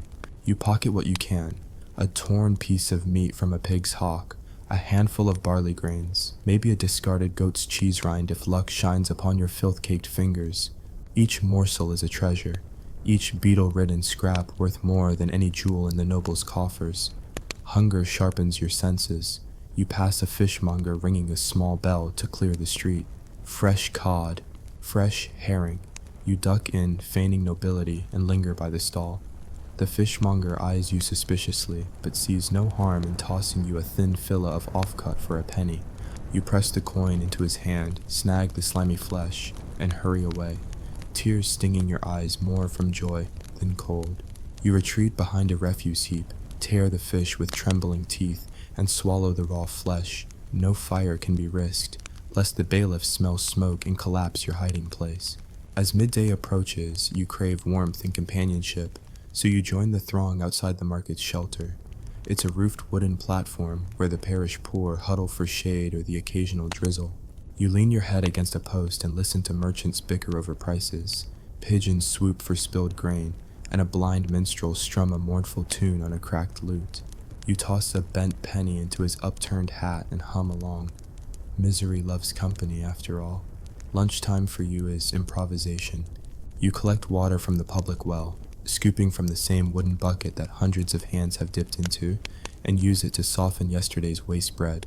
You wrap the soaked chunks in a rag, press them flat, and fry them in a drop of oil you begged from a tavern, just enough to sizzle the edges. The result? A crude pancake that tastes of smoke and sin, but it fills your gut without igniting suspicion. Early afternoon brings your daily gamble, the gauntlet of city gates. You're forbidden to sleep inside the city walls after dusk, but during daylight you can slip inside and scavenge in relative safety. You skirt past the guard tower, eyes cast low, and pass through a narrow postern gate left unbarred for cart traffic. Inside, you breeze past affluent courts, lush gardens, and the Lord's private chapel. Your stomach twists with envy. Those inside dine on roasted boar and spiced wine, while you survive on slivers of mold and rumor. You slip into a garden kitchen where you spot a cook napping by a cauldron. You creep forward, snatch a scorched potato from the embers, and steal back into the alley before he wakes. The hot spud scorches your fingers and lips, but you don't care. It's the most warmth you've tasted since last autumn. You pause in a doorway, tilt your head back, and let the steam fog your cheeks. If starvation is the worst sin, then at this moment you're a saint. Mid-afternoon drags on with clattering carts and barking dogs. You follow a cart of cabbages to the manor's outer yard. Cabarets think scraps beneath noble tables are fair game. When the guard isn't looking, you dive under a cart, scoop up bruised leaves, and haul them back to your spot behind the latrine. You pull off a cabbage leaf, munch the bitter flesh, and wonder why knights go off to war over honor and glory when peasants fight daily battles just to avoid starvation. As dusk creeps in, you brace for the hardest part of the day, finding a shelter that won't freeze you to death or feed you to rats. Inns don't welcome vagrants, monasteries are full to bursting, and the church porch only holds so many bodies before the watchman chases you away. Your options: the ruins by the river, crumbling arches that shield from wind but flood with every high tide, or the barn at the hospital, where lepers cast furtive glances at you as if you're competition for charity. Tonight you choose the barn. You limp across the muddy field, careful to avoid the patrols, and slip through a gap in the boards. Inside, the air is thick with the smell of animal waste and sickness. You find a dry patch in the straw, unroll your ragged blanket, and lie flat. The rats scurry over you, nibbling at the rag edges, and you keep your eyes shut tight. Every breath is a gamble. Breathe too deeply, and you inhale their fleas. Breathe too shallowly, and you suffocate in the stench. Sleep comes in fits, moments of unknowing, punctuated by dreams of warm kitchens and full bellies. You wake at the first crow of the rooster, stiff and sore. Your joints ache from lying on stones beneath the straw, and your throat burns with the cold night air. You press your hand to your mouth to catch your breath and taste the faint grit of dust and manure. Yet somehow, as dawn breaks, you push yourself upright, brush yourself off, and prepare to survive another day. By sunrise, you're back on the streets, weaving through the marketplace, the alleys, the refuse heaps, embracing the absurdity of being both invisible and overexposed. You're the medieval city's shadow, everywhere, yet ignored, scrabbling for scraps, yet refusing to die. Today's battle plan: seek out the miller's loose grain at midday, negotiate with the Beggars Guild for extra charity, and bribe a dock worker for a warm nook under his barge. But before you embark, you pause once more at the manor gates. You imagine the comforts beyond: soft beds, savory stews, friendly faces who'd pay more than 3 pennies for your labor. You pinch a penny between your fingers and wonder what it'd take to step inside. The answer flickers in the morning sun: courage, luck, and a lie persuasive enough to fool a squire's eyes. And so, part 1 of your odyssey ends where it began: hungry, cold, and utterly determined. You are the homeless peasant, an expert in indignity, a connoisseur of suffering, and a master of improvisation. You've eaten mold-flecked bread, stolen hot potatoes, and curled up with rats for warmth. Tomorrow, you'll do it all again. But now, as the city stirs, you stand on the cusp of another day of survival, ready to trade your ragged coat for fleeting scraps of dignity.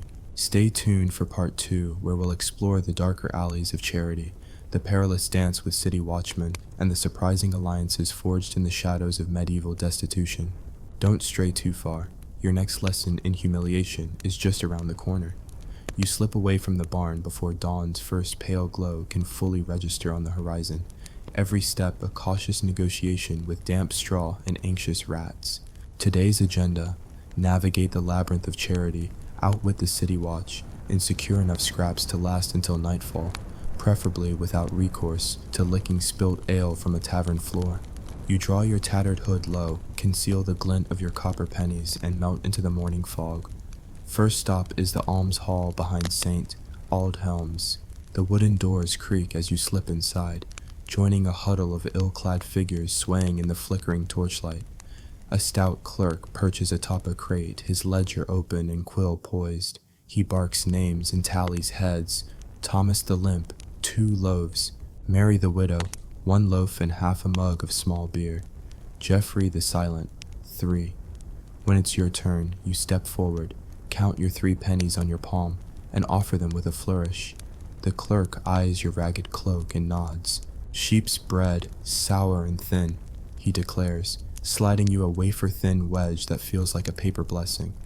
You bow, accept your ration, and slip away before the next supplicant can accuse you of queue jumping. Clutching your brittle bread and dripping with renewed hope, you retreat to the raised platform in the market square. Here, the Guild of Beggars has set up its weekly council. Yes, medieval beggars had their own guild, a motley fraternity that enforced rules like no 2 beggars at one doorstep, and no singing off-key within sight of the cathedral. You sidle up to the rusted iron railing where the guild's appointed alms collector dispenses tokens, small wood-carved discs that guarantee a handout at participating merchants. Today's token is a carved rabbit foot, a superstitious nod to good fortune, and entitles you to half a crust of bread and a pinch of cheese at Mrs. Dunford's bakery stall. You flash the rabbit foot, receive your modest bounty, and tuck it into your leather pouch. Your next destination is the city's outer gate, where the watchmen, towering figures in chainmail jerkins, regulate comings and goings. Homeless souls are barred from sleeping within the walls, but during daylight you can pass freely. The trick is to appear as a transient laborer seeking work rather than a wandering vagrant. You straighten your back, tighten your ragged belt, and approach the gate. The sergeant eyes you with suspicion. "Business or beggary?" he grunts. You dip into a practiced bow. "I'm told Master Abbot needs extra hands pruning the orchard beyond the walls." I show him my skill. He shows me coin. He narrows his eyes, then shrugs. "Don't slow down the carts." You hurry through, heart thudding, but breathe free air once you're safely inside. Within the walls, you head for the Abbey orchard, a tranquil grove of twisting apple trees and ancient stone fountains. The orchard keeper emerges, scrutinizes your dirt-caked boots, and demands payment. You flash your 2 remaining pennies, after saving 1 for emergencies, and he allows you to join a small group of hired hands. Your task is to gather windfall apples for cider pressing. You pluck bruised fruit from the ground, toss it into a wicker basket, and feel a surge of triumph each time your fingers brush the cold flesh of a late-season apple. The orchard keeper pays scant wages, 1 penny per basket, yet those coins translate into a quarter loaf of bread and a slug of small beer once you exit the Abbey gates. With 3 baskets in hand, you pocket your penny earnings and slip back outside, the orchard's peace replaced by the din of the market. Your next move is the butcher's quarter. Here, sturdy wooden stalls display fresh haunches and slick trays of offal. The master butcher fusses over a wheel of salted pork, while a sharp-eyed apprentice polishes the cleaver. You edge closer to the refuse pile behind the stall, where trimmings and fatty scraps accumulate, mindful of the butcher's gaze. When he turns to chat with a customer, you dart forward, snag a bloody handful of pork fat and connective tissue, and retreat beneath a cart. You chew slowly, savoring the rich grease as it soothes the ache in your belly. Your scavenged haul yields more than flavor, it yields solidarity. Nearby, another homeless man named Rowan offers you a stale hunk of cheese in exchange for your pork scraps. Rowan's a friendly sort, missing a front tooth and prone to philosophical rants on the cruelty of fate. You swap morsels, share half a crust of bread, and bolster each other's spirits. Rowan tells you of a hidden niche beneath the fishmonger's stall, a spot where water drips overhead, creating a small pond that attracts discarded fish heads. "I fished a king's ransom there," he whispers. You nod, store the tip in your mind, and move on. Now it's time to brave the most perilous challenge, the noble's discarded feasts. In the manor's courtyard, the steward hosts a midday repast for visiting dignitaries. He arranges tables groaning under silver platters of roast chickens, pheasants, and spiced hams. The dishes glitter like treasure, The aromas swirl temptingly. Guards patrol the periphery, eyes sharp for thievery. Your only weapon is stealth and timing. You wait until the platter bearers retire to refill wine goblets, then slip behind a tapestry-laden portico. You dart out, knife a chunk of goose leg, and vanish down the ramparts. Heart pounding, you scurry into an adjoining alleyway. Revel in your prize, and tear off succulent meat until the skin slides from the bone. Each bite tastes of triumph and sin, flavor more vivid than any sauce you've ever known. A half-roasted chicken leg sustains you for hours, the rich marrow coating your fingers and securing your place among the living. Afternoon brings fatigue. Your muscles ache from stooping beneath stalls and leaping onto ledges. You seek refuge in Sage, Clement's Cloister, a covered walkway lined with stone benches. Few tumble-down souls dare occupy this hallowed ground, fearing the wrath of the resident monks. But you slip inside, find a cool stone bench, and lean back. The gargoyle's carved eyes observe you impassively as you peel the last scraps of goose flesh from the bone. You catch a monk's gaze. He stares at your bedraggled state, then offers a silent prayer. You nod in gratitude, even though he's praying for your soul and not your stomach. Reinvigorated, you descend into the city's sewer mouth, an open gutter running beneath the main thoroughfare. It's foul, rank, and forbidden, but legends speak of cast-off morsels washing from kitchens into the channel below. You heft a length of chain for balance, descend, and wade through the shallow sludge. Your nostrils burn, but your eyes gleam when you spot greenish-brown clumps of congealed broth. You scoop it up, rinse it in a puddle, and eat it like a hungry dog. Taste, be damned.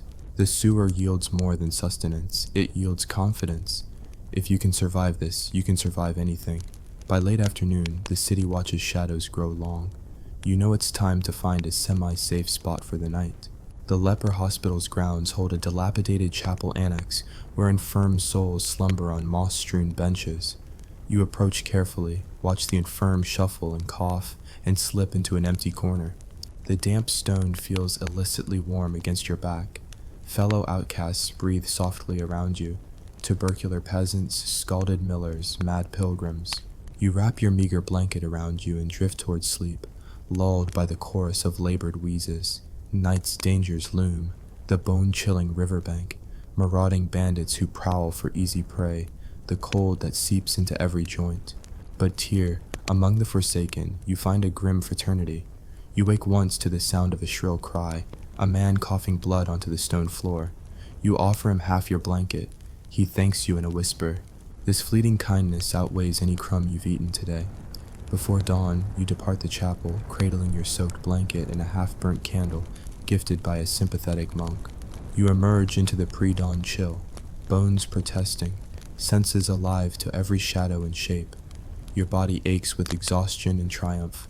Your spirit strains under the weight of survival. But, come tomorrow morning, you'll don your hood, count your pennies, and step back onto the muddy streets to repeat this daily odyssey. Part 2 closes on that note of grim resolve. Charity won, poverty endured, rules navigated, watchmen evaded, dignity salvaged by stealth and solidarity. You are the homeless peasant, adversary of hunger, scholar of shame, artist of scavenging, and you remain unbowed, at least until the next tolling of the cathedral bells. Stay tuned for Part 3, where we'll descend further into the underbelly of medieval destitution, fights over firewood, the cruel mockery of alms, and moments of unexpected mercy that pierce the gloom. Don't stray too far. Nightfall brings new perils, and tomorrow's struggle awaits. As the sun dips below the city walls and the last traders fold their stalls, the real struggle of medieval homelessness begins to fester. Daylight provided distractions, alms, scraps, stealth raids, but nightfall strips you bare, exposing every fear and weakness in the dwindling circle of candlelight and gutter glow. In this third chapter, you learn that survival among the destitute isn't just about scavenging food or evading the watch. It's about firewood turf wars, the sadistic theater of charity, and the rare fleeting moments when a stranger's mercy lights a spark of hope in your frozen heart. First, the nightly hunt for firewood. The city's poor congregate around flickering bonfires in half-ruined courtyards, crumbling tenements where tenants long ago abandoned shattered doors and rotten beams. You clutch your blanket around you like a sacrament, head swiveling as you scout for usable scrap. A gang of wretched souls armed with hatchets and rusted knives hacks at the fence wood outside the tanner's yard, each splinter thrown like a gauntlet. You approach with caution, one wrong step, and you'll be branded a wood-poaching intruder and beaten with billet rods. Instead, you slip behind the tannery's shouts, spot a broken cartwheel lodged in a muddy ditch, and pry loose its iron rim. It weighs half your body weight, but you haul it triumphantly to the bonfire circle, trading it immediately for a handful of glowing embers secured in a battered iron pot. The embers hiss as they meet your wet straw, but soon you nurse them into life, watching golden sparks pulse against the black sky. For a brief moment, you feel godlike, conjuring fire from scavenged metal, a flicker of safety in the world's gaping maw. Around you, strangers share silent respect. A tubercular mother warms her shaking hands, a crippled miller nods in gratitude, and an old war veteran murmurs a prayer for fallen comrades. Men who, he says, died more honorably than any peasant starving, in the gutters. But warmth breeds competition. Soon other ragged figures drift in, brandishing chipped axes and pleading for a share of your flames. You clutch your pot protectively, declaring in a raspy whisper that these embers are all you have today. They glare, tongues curling, reminding you of the dicey etiquette. Share wood freely or risk exile from the hearth circle, forced to sleep alone in the open. You strike a bargain, 2 handfuls of dried goat dung fuel in exchange for half your embers. It stinks of barn and despair, but it burns fiercely when you toss it onto the coals. The new allies grunt approval, and you feel the fragile bonds of camaraderie that emerge when starvation is the common enemy. The second rite of darkness is the alms theater. At the stroke of 8, the parish church bell tolls for evening charity, and the faithful gather beneath the porch, clutching ragged bowls. Beneath flickering sconces, the rector emerges, resplendent in fine fur-trimmed surplice, and pronounces a sermon on the virtues of poverty and patience. You stand in the front row, hobbling on a crutch that doubles as your walking stick. When the rector beckons, you step forward, offering him a knee bent in hope rather than pride. He studies your face, sunken eyes, wounds mended crudely, and a patch soiled beyond recognition, then dips his ladle into a cauldron of thin, dubious broth. You brace for a spoonful, but instead the rector ladles the broth onto the cobblestones, declaring, "Let the ground be nourished as much as your souls." The crowd gasps and you fume, a spectacle of disdain rather than charity. The rector smirks, ascends his pulpit, and extols the hungry to thank God for crumbs, reminding them that desire beyond bread is sin. You swallow your shame, clench your empty bowl, and shuffle away, an involuntary actor in a tragic comedy where the destitute are both audience and punchline. Later, in the damp shadows of the cloister walls, you encounter the monastic underground, a secret network of lay servants and sympathetic novices who smuggle stolen bread from the abbey's pantry. You follow a hooded figure through narrow passages until you stand before an alcove hidden behind a rosary-laden altar. Inside, baskets of stale loaves and cheese curds await. You scoop handfuls into your pouch, whispering fervent thanks, then discover the true price, a vow of silence. You mustn't reveal this refuge or risk the novices' expulsion and starvation by their own order. You nod grimly, vowing secrecy, and feel the paradox, compassion that demands complicity in sin. As midnight nears, you turn your mind to the rat market, a subterranean bazaar beneath the city's refuse tunnels, where starving peasants trade vermin for candles, silver scraps, or gossip worthy of an aristocrat's ear.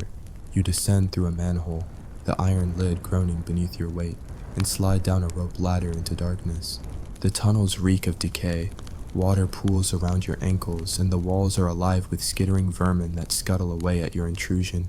At the market's heart, illuminated by tallow lamps, traders brandish wicker cages filled with field rats and sewer rats, plump, lean, and everything in between.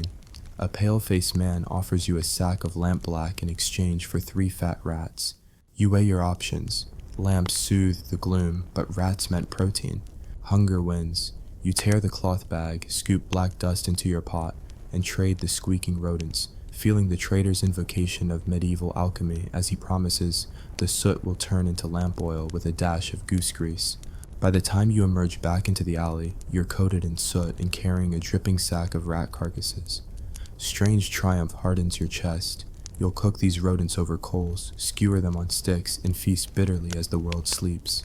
You pry open your iron pot and toss the rats inside, adding water and confiscated scraps of roast leek from the larder of a forgetful noble. The concoction bubbles and spits, and soon the aroma of scorched fur and vinegar fills the night. You sip tentatively. Lean thigh meat yields a coppery broth, sinewy muscles demand a chew, and the last chew of tail tastes like charcoal. Yet you swallow, stifling disgust. Survival calls for all manner of transgression. As the first gray light tints the sky, fatigue drags at you. Your limbs ache from crawling through tunnels, your fingers burn from embers, and your head throbs from watchful eyes and forced alliances. But nowhere is rest assured. The city watch begins its morning rounds long before sunrise, rapping on doors and corralling any vagrant found sleeping in undesignated zones. You know the routine. Wake before the call, douse your fire, and scatter among alleys until the patrols pass. Tonight, you choose the baker's abandoned loft, a fragile attic where last year's floorboards cracked under the weight of piles of straw sacks. You pry loose a rotten board, shimmy inside, and collapse on soft grain cushion, an ironic paradise for a beggar whose meals often consisted of the same. You press your cheek into the warm barley, inhale its sweet, grassy scent, and drift into the haze of sleep, though rational thought warns that a single footstep above could send you hurtling into the night. In those tenuous moments before consciousness fades, you grasp the cruel symmetry of medieval homelessness, every scrap of comfort borrowed against risk, every act of solidarity balanced by potential betrayal, every fleeting ember of hope shadowed by the menace of frost and whip. You blink once more as your heartbeat slows, and in your final waking thought, you vow to endure, to claw another dawn from the jaws of despair, to trade your cowardice for cunning, and to survive until your last rag disintegrates into dust. Part 3 closes in the pre-dawn hush, fire stolen and shared, charity exposed as spectacle, clandestine miracles performed behind holy walls, vermin commodity traded for light, and the fragile sanctuary of a grain-stuffed attic. Tomorrow's labyrinth awaits.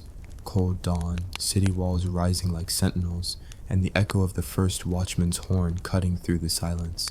The homeless peasant's odyssey continues, but for tonight, you rest on borrowed barley, a pauper briefly granted dominion over his own destiny. In Part 4, we will bear witness to the final acts of this grim theater, the desperate quest for identity beyond beggary, the confrontations with authority that spark small rebellions, and the ultimate choices between exile, redemption, or the slow surrender to oblivion. Until then, cling to those final embers and remember, survival is the fiercest flame of all. By now, you've clawed your way through frostbitten winters, sun-scorched summers, and the gutter's black bile. And tonight, you face the ultimate crucible of homelessness in medieval times, the quest for dignity, the spark of rebellion, and the final gambit between exile, penitence, or surrender to oblivion. Let's plunge into Part 4. Dawn's pale fingers creep over the rooftops as you stir from your barley straw attic bed. Today you must decide, continue the endless scavenger's dance or risk a direct challenge to authority. First, you gather your dwindling possessions, your rat skin pouch of pennies, a frayed scrap of parchment where you recorded guild rules, and your trusty crutch-cum walking stick. On the back of that parchment, you once jotted the name Brother Simon, a novice at the abbey who showed you mercy. You tuck it into your pouch, not for hope of escape, but as a talisman against despair. Your first mission is forging an identity. Beggars without identities are unpersoned, invisible to charity, prone to summary expulsion, even executed as vagrants. You've heard whispers of the city's almoner carrying safe conduct tokens for itinerant laborers, branded with the seal of Son. Bridget, they grant the bearer a week's shelter in any charitable house. To earn one, you must undertake a perilous errand, deliver a sealed letter from the town's apothecary to the Earl's physician in the castle keep. The task promises not only shelter but recognition, a name, a face, a waiver of your outlaw status, temporary but better than nothing. You slip through the city gates at midday, the letter tied in leather thongs to your pouch. At each checkpoint, you feign a limp and cough, playing the part of a humble servant summoned by clerical command. The guards eye you, sniff the parchment seal, and let you pass with a curt nod. Your heart pounds at each barrier, one misstep, and the letter could brand you a forger, punished by the stocks or worse. but you press on, alley by shadowed alley, until the castle's portcullis, a yawning maw of stone and iron, towers above you. Inside the courtyard, noble pages jeer at your tatters, and hounds bark their disdain. You find the physician's quarters, a modest timber shack, for medicine isn't honored like war.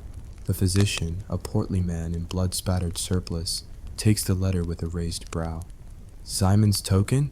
he asks, glancing at your hollow cheeks. You nod, voice raspy. He scribbles a brief note in return, stamps it with wax, and hands it back. "Present this to the almoner at St. Margaret's. Use it wisely." He doesn't offer food or coin, just the token. You bow so low your cracked forehead grazes the floor and slink away, clutching your new identity. On the walk back, you rehearse the lines you'll speak. "I am Yorick, formerly of Rivenholm, now a servant in need of holy shelter." You polish that name in your tongue until it feels like flesh. By dusk, you reach St. Margaret's Gate, a squat stone archway inscribed with carved angels. A gaunt almoner, skeletal as a tree in winter, studies your token under a torch. The wax seal bears St. Bridget's emblem, a pair of clasped hands. "Yorick, son of no one," he intones, "you are granted 1 week's quarters in the poorhouse. May God have mercy on your soul." He thrusts you inside. For the first time in months, you sleep on a pallet raised from the damp floor. The poorhouse smells of mixed sins, fermented turnips, human excrement, and stale ale. Yet it's warmth enough. No rats scratch under your blanket. No watchman's baton drives you back outside. You lie under a coarse wool blanket, the token pinned to your chest, and breathe deeply, tasting something like relief. But safety breeds disquiet. The poorhouse has its own hierarchy. Beggars of long tenure jeer at newcomers, calling you silver-tongued trickster. You learn the rules, attend the morning mass, work the infirmary hallways, and perform the penitential scourge on Sundays. Fail any duty, and you're expelled midnight. The whip awaits you for defiance. You wonder, is this redemption or merely another cage? Midweek, you encounter Brother Simon in the infirmary corridor. He's older now, his novice robe frayed at the hem. He crosses himself, eyes widening when he sees you in a clean tunic. "Jorich," he whispers, "I knew you'd come." He offers a piece of cheese hidden in his robe, the first honest gift you've received. "Use this token well," he says. "Charity can be as cruel as indifference." You nod, realizing your debt to mercy isn't a pardon but a bond. You must repay kindness with kindness, or risk losing it. That night, a riot erupts in the courtyard. A ragged crew of expelled beggars burst through the gate, scavenged pitchforks in hand, demanding entry. Their leader, a scar-faced woman named Marla, yells that the poorhouse stifles dignity, branding them criminals for seeking shelter. The almoner pleads for order. The alms clerk retreats. Coats of arms carved into the gate's timbers glint mockingly. You slip among the insurgents, heart pounding. Part of you craves the solidarity of rebellion, the defiant flames of freedom. But memories of cold stones and whipping stitches hold you back. You watch Marla lace the riot with fiery oratory. "We are not beasts to be penned. We are flesh and blood." Their rage stirs yours, reminding you that charity chained is just another form of bondage. As the riot reaches its peak, guards in leather jerkins charge in. Marla fights them off but is struck down with a cudgel. The others scatter, leaving you and Marla, the wounded rebel, alone behind the gate's iron bars. You cling to her, dragging her into a side stairwell. Blood seeps through her ragged cloak. You press your tunic to her wound, swallow bile, and strip a sleeve for a tourniquet. "Don't die on me," you rasp. She manages a crooked smile. "Watchdog once, hero now." You nod, eyes stinging. Together, you stagger into the infirmary, forging an unholy alliance with mercy and defiance intertwined. Dawn follows the night's violence with cruel detachment. Marla is locked in the stocks in the market square, but you placed a coin at her feet before fleeing. Brother Simon warns you, they'll expel you at sunrise. You nod, the almoner already eyes you with contempt. At first light, you're thrust out into the chill. Token torn from your tunic, thrown into the mud. The gate clangs shut behind you. Your week of shelter evaporates like breath on frosted glass. Now, the final choice looms. Seek exile by leaving the city in hope of honest work, or return to the city's shadows, haunt its markets and alleys until mercy or death claims you. You rise at the city's outer ditch, watching mist swirl above stagnant water. Beyond lies the open road to distant hamlets, where a forest firs and crop fields might yield labor, and maybe dignity, though pay is halfpence and respect rarer still. You settle your battered pouch, adjust your crutch, and take your first cautious step beyond the walls. Each step hums with possibility and peril, highwaymen, wolves, famine, and relentless weather, but also with promise, a fresh identity in a new village, perhaps a chance to learn a trade, mending plows or thatching roofs, or the solace of open fields instead of cramped courts. You walk until the city's forbidding outline dissolves behind you, and with it the last echo of cathedral bells. On the road, you encounter a traveling tinkerer's cart. The tinkerer, an eccentric man with patchy robes, invites you to help mend horseshoes for a few coppers and a bowl of pottage. You accept, swinging your crutch stick in time with his hammer. The sparks that fly as metal meets anvil remind you of the hearth's embers, stolen, shared, and reclaimed. For the first time since childhood, you feel your shoulders lighten. You are no longer defined by your ragged coat or the city's disdain, but by your calloused hands and unbroken will. As twilight falls on this new horizon, you press your palm to the cart's wooden side and close your eyes. You taste the evening's first hint of freedom, earthy air mixed with horse sweat and fresh hay, and feel gratitude war with fear. The road ahead is long, the world vast and uncharted, but every mile carries you closer to a life you stitched together from scraps of hope and shards of resilience. And so our tale ends, not in triumphant epiphany, nor a noble martyrdom, but in the simple act of stepping forward. You have been nameless and faceless, a shadow among stones, a beggar among princes. You fought for scraps and stolen warmth, braved embers and riots, and tasted both mercy and brutality. Now you become a wayfarer, forging new paths beyond the city's clamor. The scars of the gutter will never vanish, but they mark you as survivor, witness, and a living testament to the indomitable spirit of the medieval homeless. Stay tuned for the next saga, when you'll learn how ex-beggars build new lives, forge trade alliances with itinerant merchants, and carve legends from the road's rough edges. Until then, may your crutch hold firm, your pouch stay half full, and your resolve burn brighter than any stolen ember. Picture this. You're standing over a cave's mouth with a hunk of meat dangling from a rope, praying it doesn't become dinner for bats instead of your family. Welcome to the Medieval Gourmet Guide to Refrigeration Alternatives, on 10 to 14. 15 seconds of echoing drips and distant raven calls. Now that you're suitably spooked, let's dive in. In a world without electric humming boxes, medieval folks got creative. Your pantry was a patchwork of pits, smokehouses, clay crocks, and church-regulated cellars, each method as absurd and brutal as the last. First up, drying. Imagine laying slabs of beef and strips of fish on roof tiles under an open sky, then marching back hourly to ward off crows, cats, and the occasional peasant desperate enough to commit petty larceny at dawn. Drying removed moisture that bacteria crave, leaving leathery jerky that, if chewed enough, could double as medieval dental floss. Next, salting, a practice so addictive that salt, white gold, powered wars and minted fortunes. Peasants and nobles alike rubbed pork bellies and hams with coarse sea salt, harvested by women wading in brackish estuaries, their hands numb from countless cold days. The salt pulled moisture from the meat through osmosis, creating an inhospitable environment for spoilage. Once cured, these salted slabs hung from rafters, their grains shedding onto dusty floors, ancient confetti marking the passage of time. But raw salt only got you so far. Enter smoking, a process resembling chemical warfare against germs. You'd build a low-burning fire of aromatic woods, oak, hickory, or the brittle kindling scrounged from castle renovations.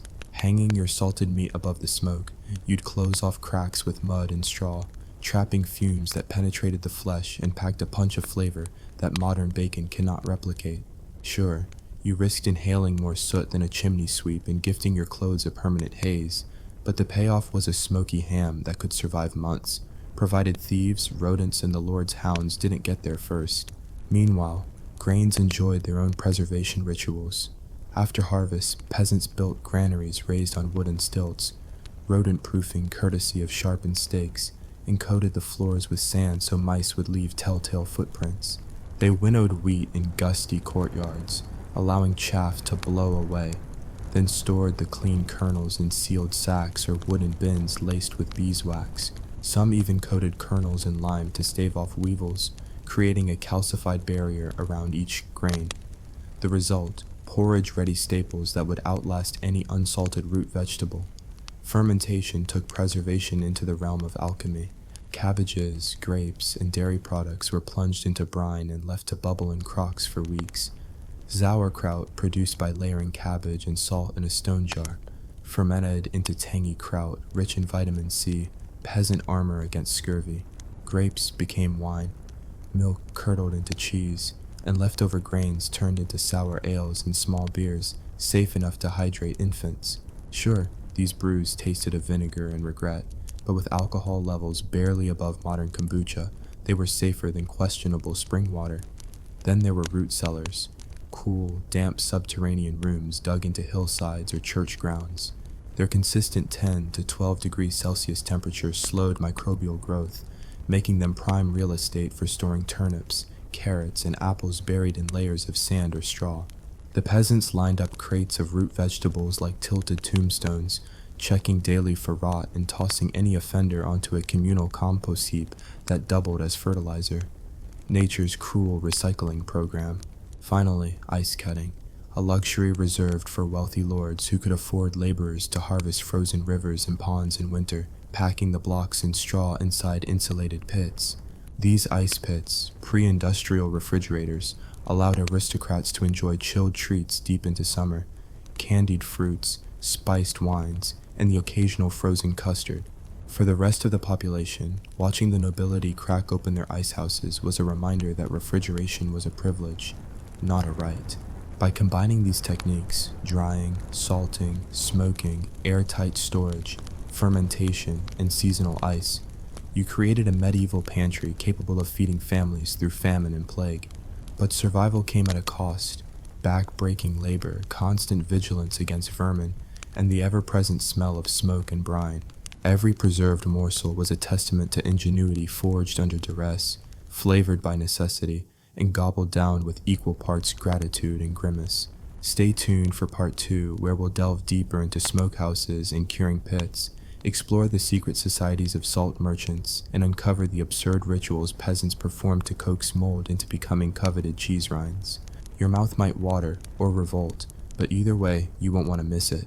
You trudge back to the smokehouse before dawn, squinting through curling wisps of wood smoke that cling to your nostrils like sin. This is where the real magic and misery happens. First, the construction. Envision a lean-to shack built from scavenged planks and roofed with cracked tiles, its walls sealed with a half-hearted mortar of mud, straw, and last autumn's goat manure. Inside, crossbeams hang low, each armed with hooks from which slabs of meat dangle like macabre chandeliers. Below, a shallow trench holds the embers of a fire that's never allowed to burn too bright. Too much heat cooks the meat, too little fails to kill the bacteria. Your forearm itches from smoke rash, your lungs burn, but this is your winter insurance policy. You slide under the eaves and fan the embers into a low glow. Above, a ham-sized slab of pork, salt-crusted and brittle, awaits its seance with smoke. You adjust its position so the air circulates, coaxing fragrant plumes that coat the meat in phenolic compounds. The process takes days. You reposition with tongs, add smoldering chips of oak and beech, and scrape grease droplets that threaten to flare into flame. Each session is a dance of vigilance, too long, and your prized ham tastes like an unholy duplex of charcoal and regret. Too short, and it harbors enough microbes to stage a thanatopsis in your gut. While you tend the fire, imagine the secret societies that made medieval salt worth more than land. Salt merchants, cloaked in heavy wool to hide their racks of galvanized scrolls, formed guilds so exclusive that they held secret codes and rituals for dividing barrels of brine-cured salt among inland traders. They swore oaths on consecrated grains, wielded iron-bound ledgers more carefully than any weapon, and bribed port officials with pouches of gold. Without their networks, your salted pork would have rotted in days. With them, you could haul sacks of salt inland, plaster it onto hams, and trade cured wares at the fair in exchange for weeks of calorie security. Salt wasn't just rubbed on meat. Want to preserve butter? Pack churned cream with salt until it liquefies into a briny sludge called beurre noir. Then skim off the salty butter fat and mold it into logs for winter. The whey, leftover liquid, was prized for feeding pigs, fermenting into a sharp liquid that would stun the tongue, but prevent scurvy among swine. Every byproduct found a role in the medieval economy of scarcity. Next, let's stalk the curing pits. You head to a sunken trench lined with stone just outside the village's edge, a communal project organized by the local lord to avert starvation. The trench is a chilly 8 degrees Celsius, perfect for storing root vegetables and salted meats. Here, you layer turnips, carrots, and parsnips in sawdust, each vegetable tucked snugly to block airflow. You add your salted pork in metal panniers hung on wooden racks over the produce, ensuring dripping brine nourishes the roots rather than floods them. Above, straw bales seal the trench, trapping a damp chill that keeps the vegetables firm and the meat slowly aging. But curing pits have a curse. They're magnets for vermin. Everything from mice to weasels to rabid badgers sniff out the salt's promise.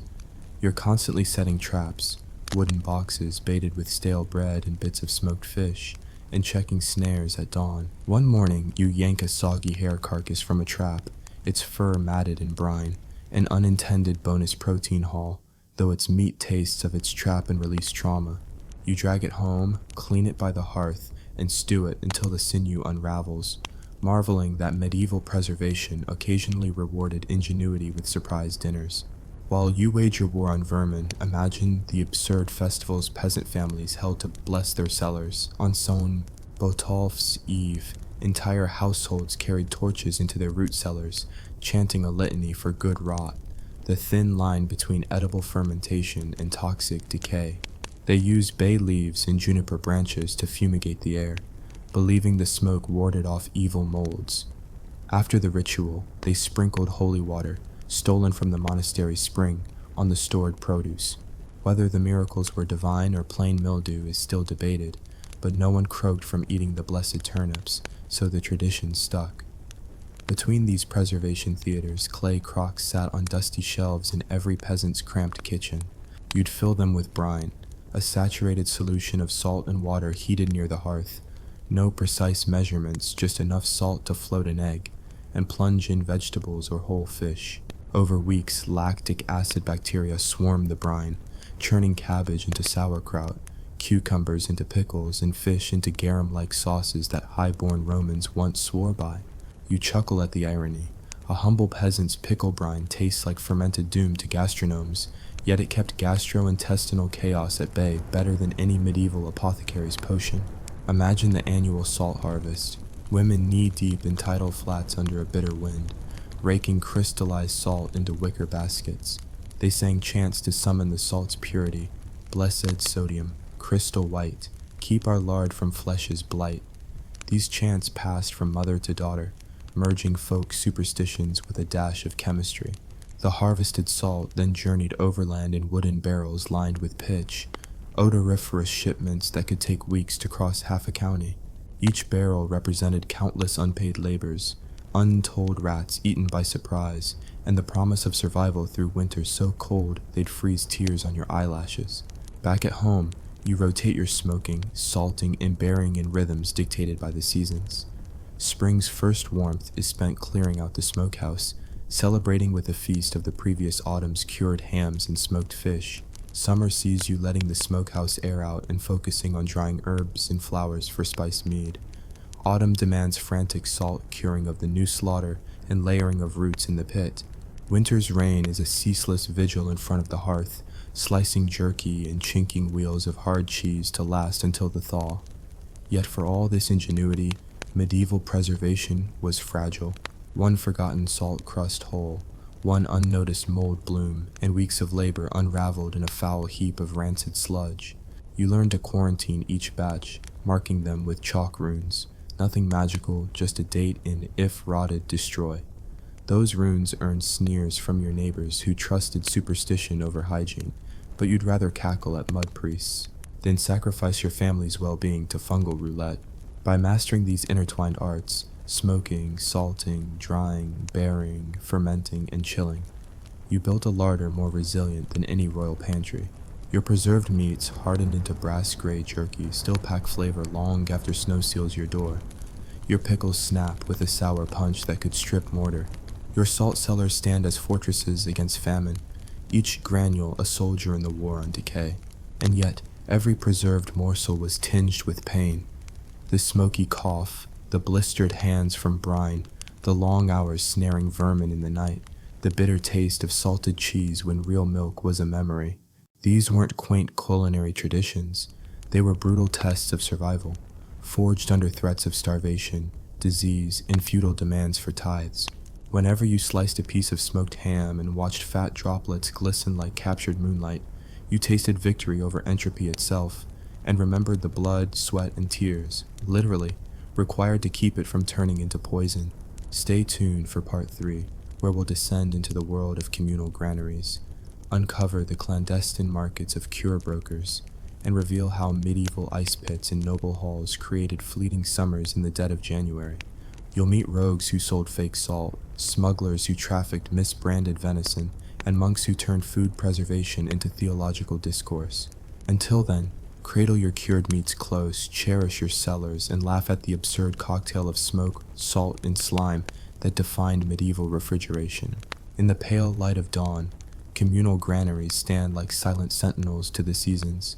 Earthwork vaults raised on timber stilts, their walls thick with lime wash and superstition.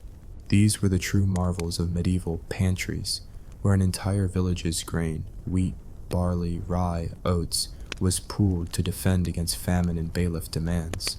But sharing a granary was a delicate art. Too many fingers in the bins and the grain spoiled. Too few in distrust blossomed like mildew. Every family had its share token, a length of knotted cord or carved wooden tally marked with notches for bushels contributed. At harvest's end, a solemn procession carried freshly threshed sheaves to the granary, each villager flanked by torchbearers chanting an old chant. God grant this grain sanctity, keep our bread free from pox and weevils so our barns may be plenty. Then the keeper, a yeoman elected for cunning and cleanness, lifted the trapdoor and inspected each sack for moisture stains and foul odors before dispatching them to the bins. If a family's grain was found damp, they faced public penance, kneeling on flintstones with hearth embers at their feet until the measly fine of extra grain was paid to the poor. Inside, the architecture of the bin was a study in primitive aerodynamics. The floor was lined with smooth planks set on cross beams, allowing drafts to swirl under the grain and deter weevil infestations. The walls, clad in baked clay, absorbed moisture in summer and released it when autumn chill threatened to freeze the kernels. Some granaries even featured conical ceilings that condensed rising heat and drove humidity downward, an accidental refrigeration cycle rivaling any modern fridge's dehumidifier. But granary maintenance was a perilous task. Once a month, the keeper descended on ropes and lantern, prodding the grain mass to detect rotten cores. Rotting pockets were whittled out with hooked poles and burned in a pyre, the smoke a bitter warning to would-be thieves that fungal rot was as feared as famine itself. Beyond the granary's wood and mud walls flourished a clandestine economy of cure brokers, itinerant traders who specialized in enhancing or adulterating preserved goods. They carried barrels of fish cured in questionable brine, livestock hides bristling with ticks, and jars of honey so stretched with syrup that bees buzzed angrily when the jars rattled.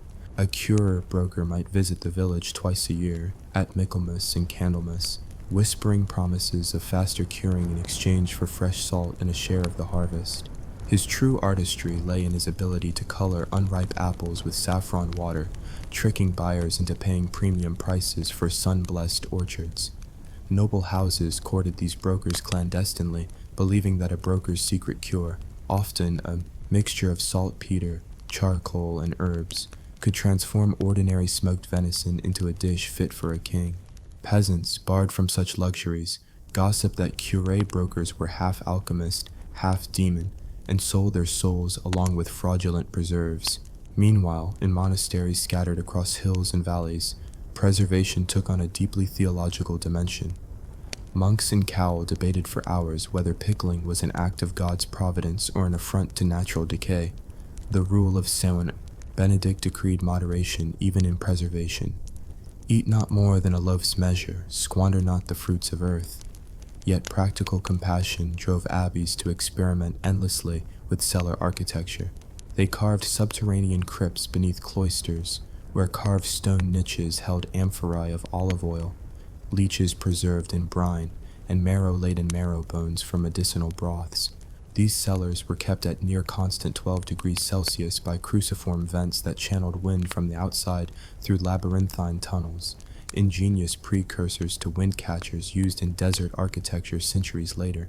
On feast days, the abbey's head cellarer would lead novices on a pilgrimage of preservation, a ritual tour through drying lofts hung with garlic braids, fowl plucked and salted whole, and wheels of cheese aged on wooden shelves. Each station featured a blessing. In nomine Patris, the steam of this garlic chase away the miasma. In nomine Filii, this salting preserve our mortal flesh. In nomine Spiritus Sancti, this cheese age in harmony. The novices tasted each sample, peppered garlic, pungent cheese rind, firm-skinned sausages, and recorded their impressions in illuminated manuscripts whose margins danced with grotesque carvings of mice nibbling away at unsuspecting pies. Those mice, too, had their place in the monastic economy. Named Brother Whiskers and revered in jokes, they served as both rodent control in granaries and cautionary tales in sermons. Beware the thief that creeps by night. He wears no cloak, but bears a hungry bite. In the great halls of nobility, preservation reached theatrical heights. Ice pits, massive underground cellars packed with sawdust-lined ice blocks, were opened at midsummer to reveal frosted platters of spiced pheasant and candied citron. The Lord Steward would announce, "Behold the summer of winter's ice," and servants in liveried doublets would carry trays of chilled wine goblets, their glasses ringed with frost. Guests marveled as gooseberry tarts hardened like stone and finger bowls brimmed with chipped ice to cleanse their hands between courses. The ice had been cut months earlier from the Lord's frozen pond and transported by horse-drawn sleigh to the pit, guarded by watchmen who charged bribes for glimpses of its crystalline walls.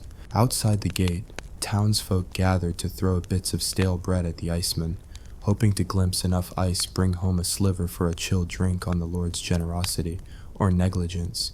But common folk found simpler seasonal refuges, cellars beneath peasant cottages dug into earthen mounds and roofed with sod. In late November, families carried root baskets down winding ladders, burying carrots and parsnips in sand-filled trenches. They stacked a final layer of straw on top and marked the opening with a carved wooden post shaped like a fish, symbolic of nourishment from both earth and water. Children whispered tales that trolls might steal the hidden roots at night unless appeased by milk poured into shallow hollows near the trapdoor. Whether troll or rodent, these cellars had to be sealed tight. A draft could invite mold, a leak could flood the entire store. Every peasant learned to inspect the cellar before first frost, denting each root to test for firmness, a ritual known as the root's oath, where one pledges safeguarding the harvest against both rot and misfortune. At the same time, pickling societies emerged in market towns, informal guilds of housewives and widows who swapped secret brine recipes in backyard kitchens. They met in the twilight, baskets of cucumbers at their feet, and taught apprentices how to layer cabbage leaves in salt and clay jars, using river pebbles as weights.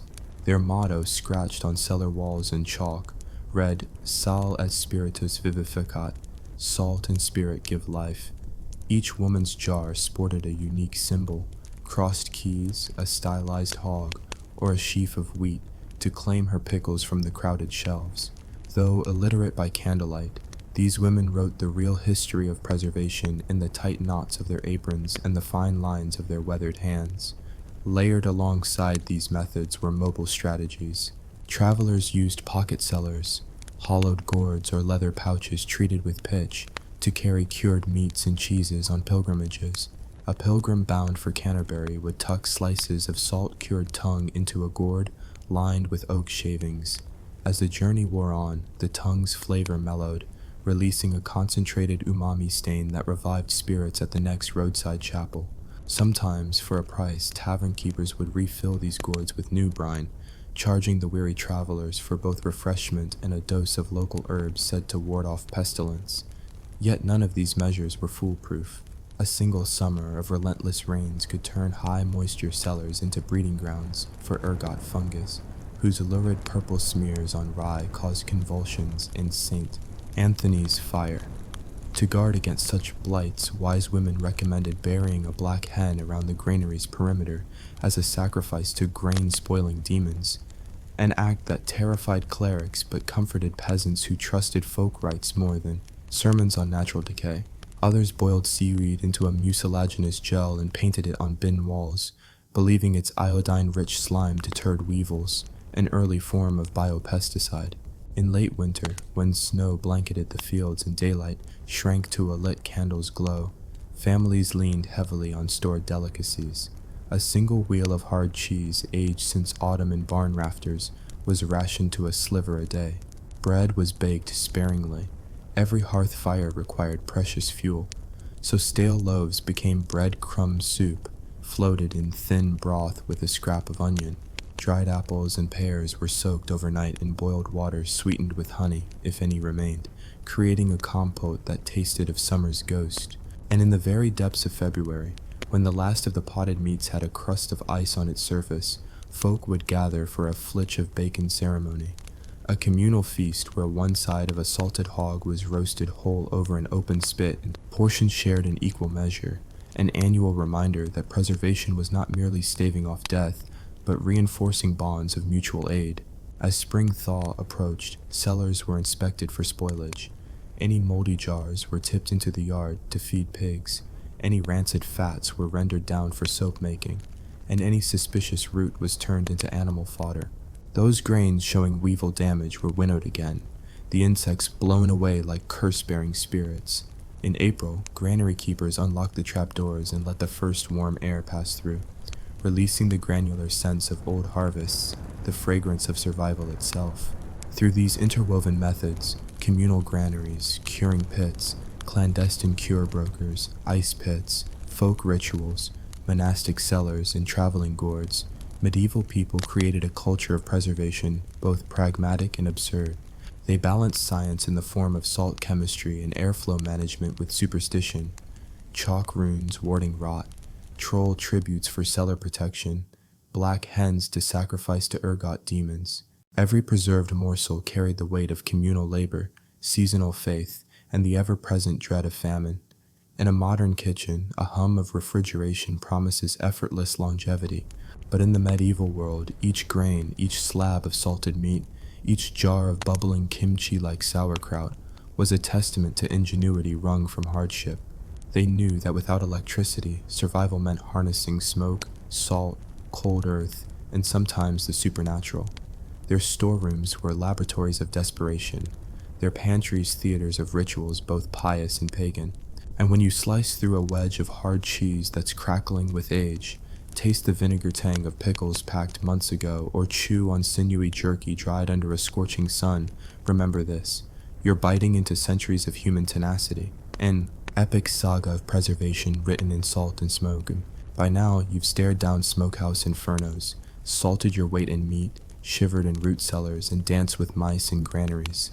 Welcome to the grand finale of medieval food storage, where survival hinges on coaxing seasons into submission, wrestling vermin into submission, and performing culinary miracles with nothing but grit and a prayer. 10 to 14, 15 seconds of creaking cellars and dripping condensation. Let's dive into part 4.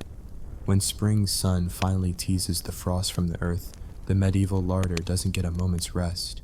In the newly thawed cellars, survivors descend like miners seeking seams of flavor. The first task, inspect barrels of fermented ale and wine. Those that have developed an extra kick, sometimes a hallucinogenic hint of wild yeast, are decanted into fresh casks, leaving behind the bitter dregs to be sloshed onto fields as fertilizer. The novices in nearby abbeys record each batch's vigor in illuminated ledgers. Batch 1, robust warmth, slight tang of elderflower. Batch 2, over-fermented, prone to tongue-numbing headache. The barrels themselves bear crude brandings to track: Provenance, each ring of iron binding a chapter in the monastery's clandestine brewing saga. Vegetable stores must be rotated. Parsnips and carrots, once packed in sand and straw, are unearthed and sorted. Those still firm enough to eat are piled by the hearth to sweeten under gentle heat, their sugars caramelizing into an early spring treat. Those softened to mealy mush are reserved for pottage, boiled into surrender with barley and wild garlic. A ritual sweep of the pit floor ensures no stray root is left to sprout or to rot and infect its comrades. The sweepers whisper protective charms borrowed from folk healers. Chuck the skin to the hens, may they feast on impurity. Burn these trimmings by moonlight, lest the earth conspire to spoil the rest. Cheese rounds, patiently aging in rafters. Since autumn are rotated too. The cellar keepers, armed with long-handled hooks, fish out wheels of varying hues, creamy yellow for immediate consumption, deep amber for extended storage, and streaked blue for those rare souls who revel in penicillin's medieval cousin.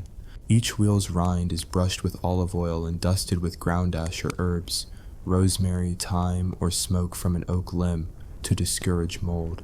Those that refuse adornment are labeled village stink and reserved for the bravest household members. Slices of cheese are cut and sealed under fresh wax to extend their shelf life even further, then traded by knife's thickness in the marketplace like slices of sunshine. Meanwhile, in the drying loft above the stable, the last of winter's jerky waits its turn. Long, corded strips of beef and venison, suspended from rafters where barn fumes mingle with equine musk, are faintly alive with dried effect. As the days lengthen, the roof warms. Sunlight filters through cracked boards, bathing the jerky in ambrosial glow. The loft keeper, armed with a broom, brushes away cobwebs and soot, careful not to dislodge the precious strips. Each broom stroke showers the meat with barn dust, an aromatic signature of agrarian toil. Descending at dusk, the keeper coaxes the jerky into wooden bins lined with parchment to prevent it from soaking up moisture overnight. Later, the jerky is packed into leather satchels, ready to accompany travelers or serve as rations when the fields beckon for planting. Speaking of the fields, the planting season demands culinary innovation. The grain bin, once the larder's fortress, yields its last bushels of barley for sowing. The peasant harvesters taste test kernels before scattering them in the furrows. A sweet kernel heralds a fertile bloom, a bitter one portends grasshopper plague. After sowing, they gather leftover chaff to stuff pillows for the village poorest. They call it sleep of the weary, a consolation prize for those who've labored through winter scarcity. The ritual of pillow stuffing doubles as a community gathering. Families share tales of root cellar horrors and swap crockery of sauerkraut pickling leaks, because nothing binds neighbors like the shared misery of brine drips. On the manor grounds, the steward convenes a preservation feast to showcase the household's triumphs. Tables groan under platters of spring-foraged asparagus dipped in herbed salted butter, crisp peas steamed in wine-infused broth, and the crown jewel, ice-cooled strawberry preserves. The strawberries were macerated in sugar beneath straw-lined ice pits over the harshest weeks of winter, their juices crystallizing into a ruby jam that bursts on the tongue like captured sunlight. Peasants watch in awe as noble guests drizzle it over fresh cream. The steward remarks that the sweet marvel was reserved for the lord's ring-bearers alone, but a slip of the mistress's hand allows a single spoonful to fall to the flagstones, an act of royal charity that inspires a riotous applause among the distant shadows of serfs and servants. Back in the village, the pickling circle spins its next chapter. The twilight gatherings resume beneath the eaves of the blacksmith's forge, where torchlight flickers on clay crocks brimming with tender spring onions, fava beans, and peas. The widows exchange their old-season recipes for fresh innovations. Brine infused with young nettle shoots, a tonic praised for fortitude, pickled ramps for aphrodisiacal properties, and sour kumquats gathered by daring wanderers from abandoned monastery orchards. Each jar is sealed with beeswax-lipped cloth, the wax impressed in the shape of a family crest or a stylized wheat sheaf. At Candlemas, the jars are blessed by the parson, who sprinkles holy water and recites incantations to ward off evil curds and peckish spirits. Afterward, the parson glimpses no sin in a hearty supper of pickled feverfew. Legend says it cures winter, coughs by chasing out vapors trapped in the bones. Meanwhile, Coastal communities deploy seawater salterns to cure herring, massive catches dragged from nets and arranged on racks that extend into the surf. Here, salted herring become kippers, destined for transshipment upriver.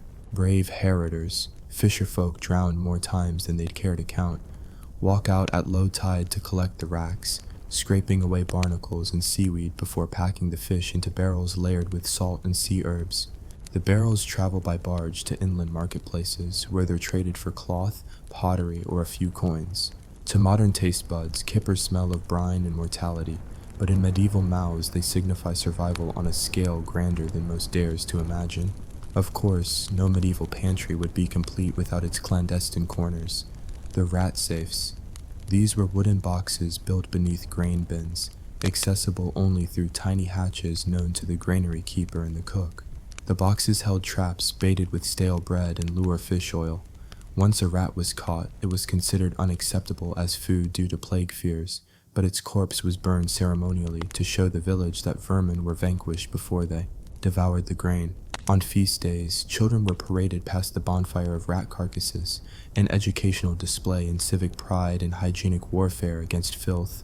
In remote hill hamlets, ingenuity took odd turns. Mountain dwellers carved out snow cellars by piling snow into pits, layering earth on top, and letting the pack settle into a frozen block. In early autumn, they tunneled into the block's core, creating a cold vault for preserving cheese and dairy. The cellars were breached only by a single hatch that doubled as a trapdoor. Open it, and the interior temperature rose like hell's breath, risking a spoilage revolt. Locals claim the cellars were haunted by mountain spirits who guarded the dairy with demands for nightly prayers. Those prayers, half song, half delirium, were whispered while churning butter into boards of gratitude offered to the spirits, pats of butter arranged in patterns of stars and crosses. As summer ripened, the last vestiges of winter stores dwindled. Families regrouped for the harvest blessing, an annual festival marking the transfer from stored abundance to fresh bounty. The village priest led a procession from the granary to the fields, blessing the first sheaves of wheat and the last bushel of stored grain. They sang hymns to ensure the next cycle of storage would be more generous. After the service, villagers feasted on new-baked bread, the first unleavened dough they'd tasted without fear of mold, and washed it down with small beer brewed that very morning, the head still frothing like a hailstorm. They cracked open saffron buns, imported by traveling peddlers, and toasted to the triumph of preservation's art. But caution tempered celebration. Each family visited their root cellars one last time to discard any spoilage. Turnips, too soft, were chopped and spread as mulch around the fields. Rotting apples were layered into compost trenches that would feed next year's vines. Briny waters from sauerkraut pits were sluiced into earth drains to prevent cellar overflows. Even the Council of Elders played a part. They inspected the cellars and granaries, awarding preservation prizes, simple wreaths of dried herbs, to households whose gear and stores remained immaculate. Winners boasted bragging rights. Losers dared not brag on anything lest the rats hear and descend in mockery. As autumn dusk fell, the cycle neared its close. The granary would seal months of fresh harvest, no more pantry for 6 seasons, and the smokehouse would prepare for its busiest stretch. Monastic cellars would lock their heavy doors, and the clever smugglers would stockpile spices and salts for their winter voyages. And you, having witnessed every twist of medieval preservation, understand that these rituals, absurd as they seem, represent humanity's fierce struggle against entropy. Every slab of jerky, every salted ham, every barrel of pickles, and every ice block was a stand against chaos, a postponement of decay, a defiance of nature's relentless appetite. So when you next open your refrigerator door, remember, behind that hum and chill lie centuries of trial and error. Vinegar baths, salt brines, freezing ponds, burning embers, and whispered incantations. Our modern convenience is built on medieval ingenuity, sacrifice, and more than a few curses hurled at spoiled cellars. Raise your gleaming soda can or steaming bowl of ramen in a toast to those smokehouse sentinels and sand-lined crates, to the forgotten cellars and ice pits, and to the indomitable spirit that turns smoke and salt into survival. Because in the end, food storage is more than chemistry. It's a testament to human perseverance, creativity, and the unbreakable will to feast again tomorrow.